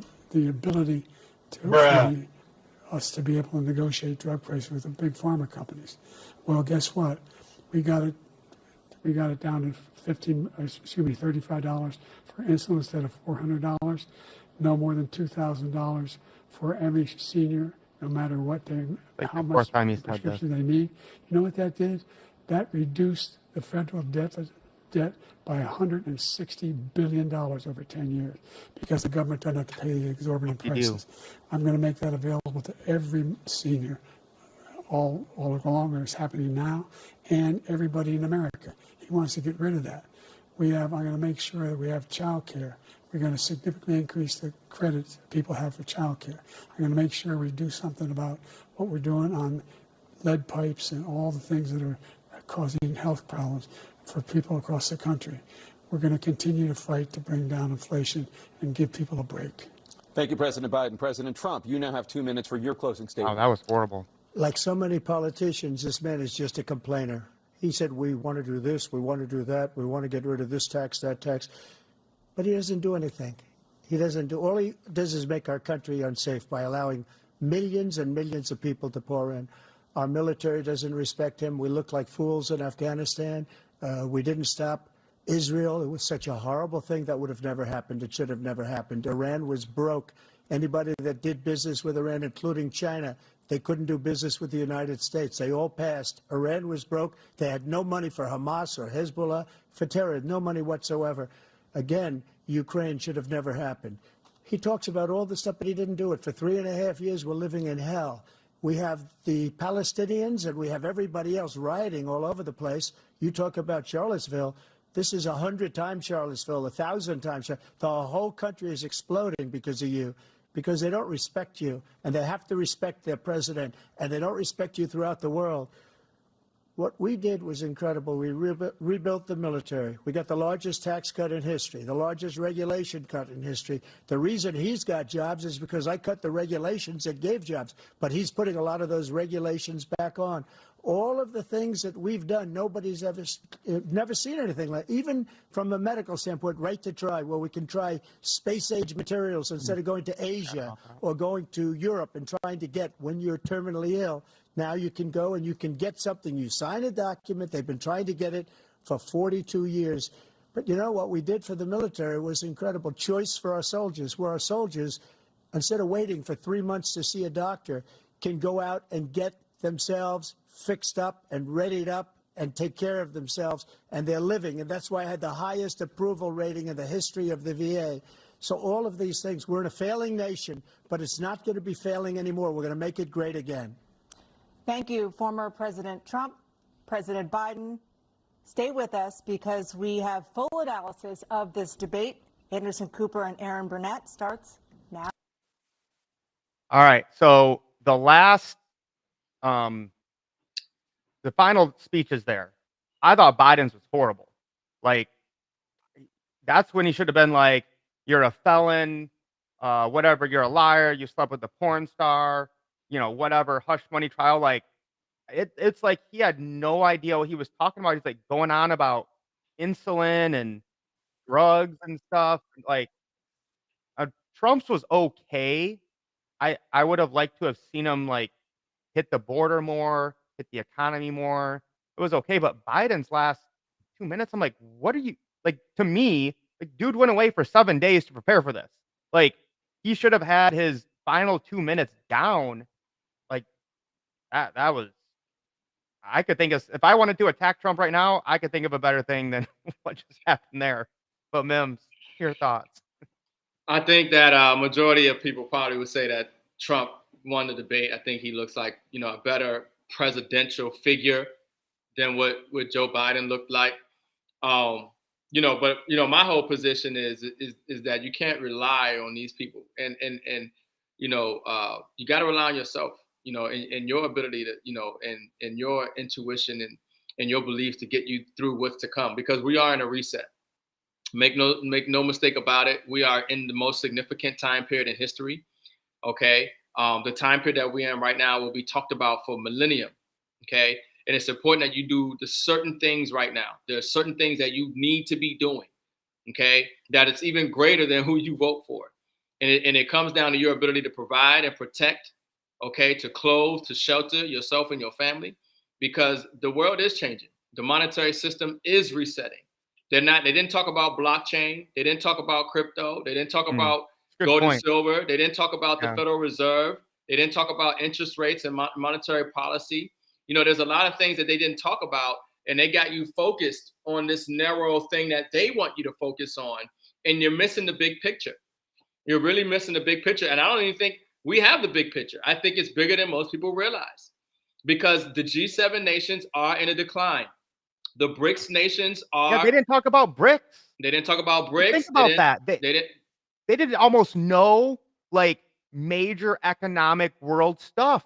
No, of course not, because they don't want to bring more awareness to it. Yeah. But obviously, what's happening in Africa and other countries around the world, as they no longer want to support the exploitation of their minerals and their resources to the G7 in Europe and France. When you talk about, it's just so many things that they didn't discuss, and that debate was just, I don't know, I didn't expect much from it, but.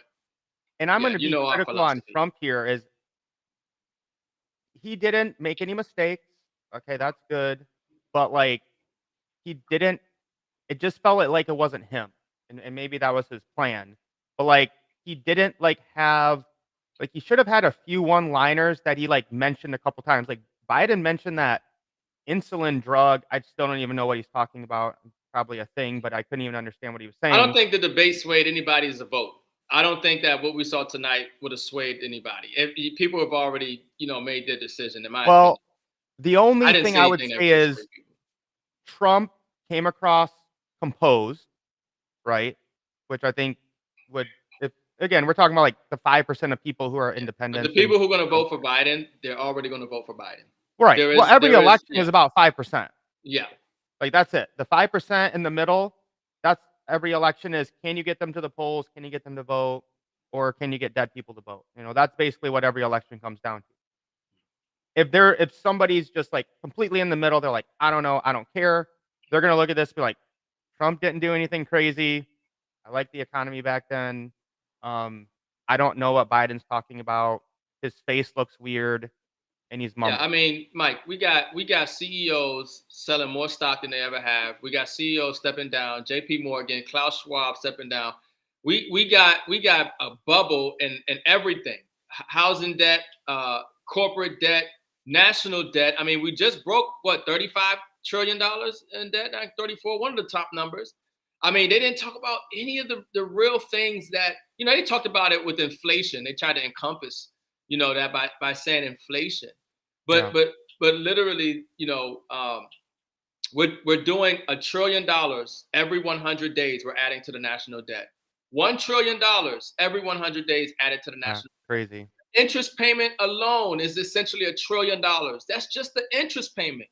Where is this money coming from to do all of these things? And then they say we're going to tax the rich. The rich don't pay taxes. That's the rich the thing, bro. Is it's such like a line the left says, but when you try to tax the rich, they just move their money everywhere because they're smart. They know how to move their money around. They got it in private foundations and trusts and everything else.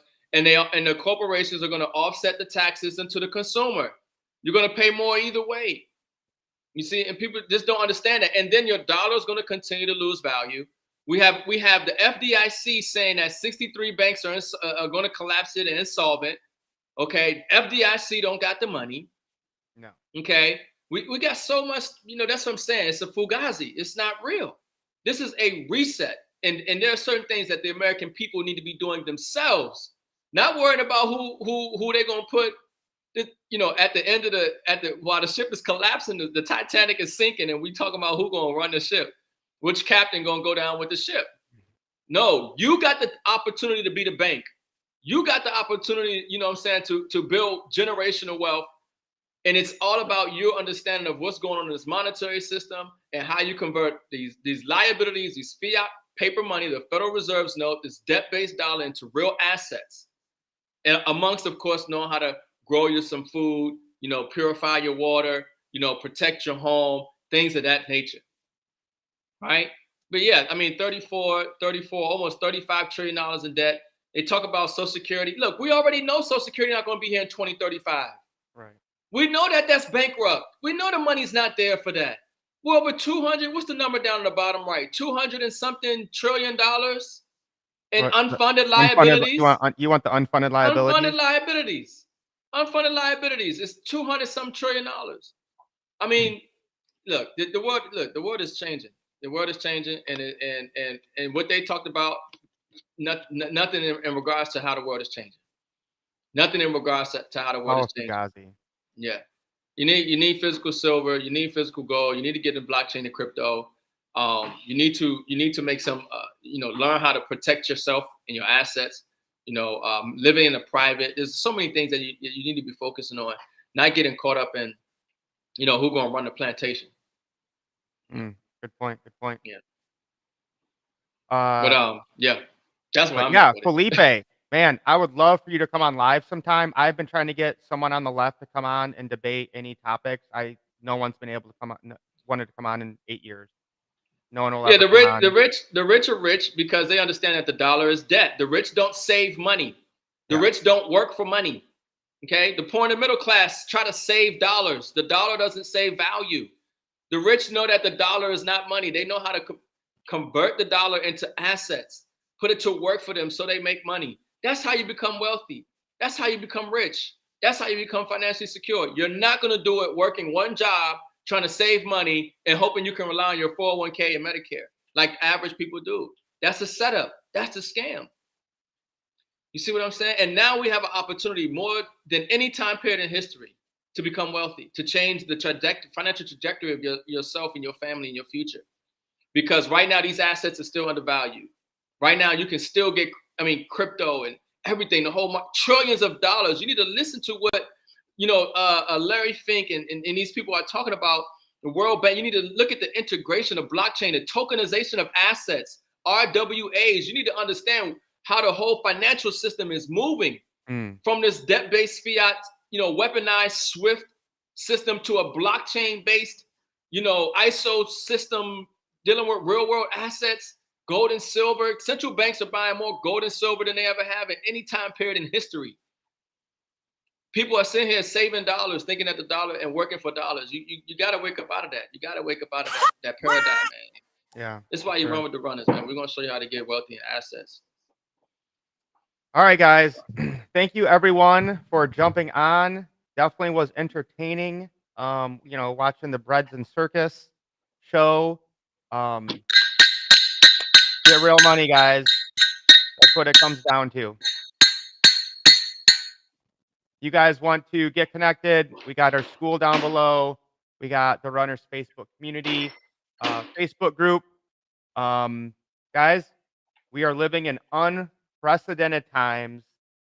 Who thought we'd have a former reality star and a dementia patient for president? But here we are. We'll make the best of it. Again, as Ricardo clearly stated, nobody is coming to save you. No matter who wins, no matter what happens, as long as you focus on your mindset and helping other people, we know that we're going to win in 24. That's where we're excited to help as many of you as possible. They ain't talk about CBDCs. That's coming, folks. Yeah, people don't understand. They didn't talk about CBDC. They didn't talk about CBDCs and how that's going to affect your life. And everything. It's so much. And anyway. Melissa brought up a good point. We should talk about that. They didn't talk about which RFK. Like, I wish RFK would have been in this debate. They didn't talk about organic food. They didn't talk about chemicals in the food. That's what people care about. We talking about healthcare. We talking about keeping you sick. How about improving the food that we eat? Did you notice? I just noticed this. They almost it's like COVID didn't happen. Yeah. It was like the pandemic that never happened. It was like, oh, remember that whole thing that changed the whole world at the end of Trump's presidency? Let's just pretend that never happened. Masks, shots, vaccinations. And now it's called a memory hole. It's called a memory hole. They don't want you to remember how much they lied to you for years and deceived you. Yep. And basically, the effects of COVID is probably one of the worst things, not COVID itself, the effects of COVID, of kids going away from school and the drugs and the alcohol and the people getting depressed. That's going to last for decades. That's going to last forever. Don't mention it. Pfizer's getting sued. Fauci, they got Fauci for lying. Yeah, nobody talks about Fauci now. Making up stuff. I mean, there's so much, and what happens is that they hit you with so many things within a short period of time that you don't even have time to process what really just happened. And by the time you get here, you forgot about there. and then you don't know which way to go. Yeah. And that's what they want you. They want you Yep. confused, and Just in that out. way they can control you. Yeah. Yep.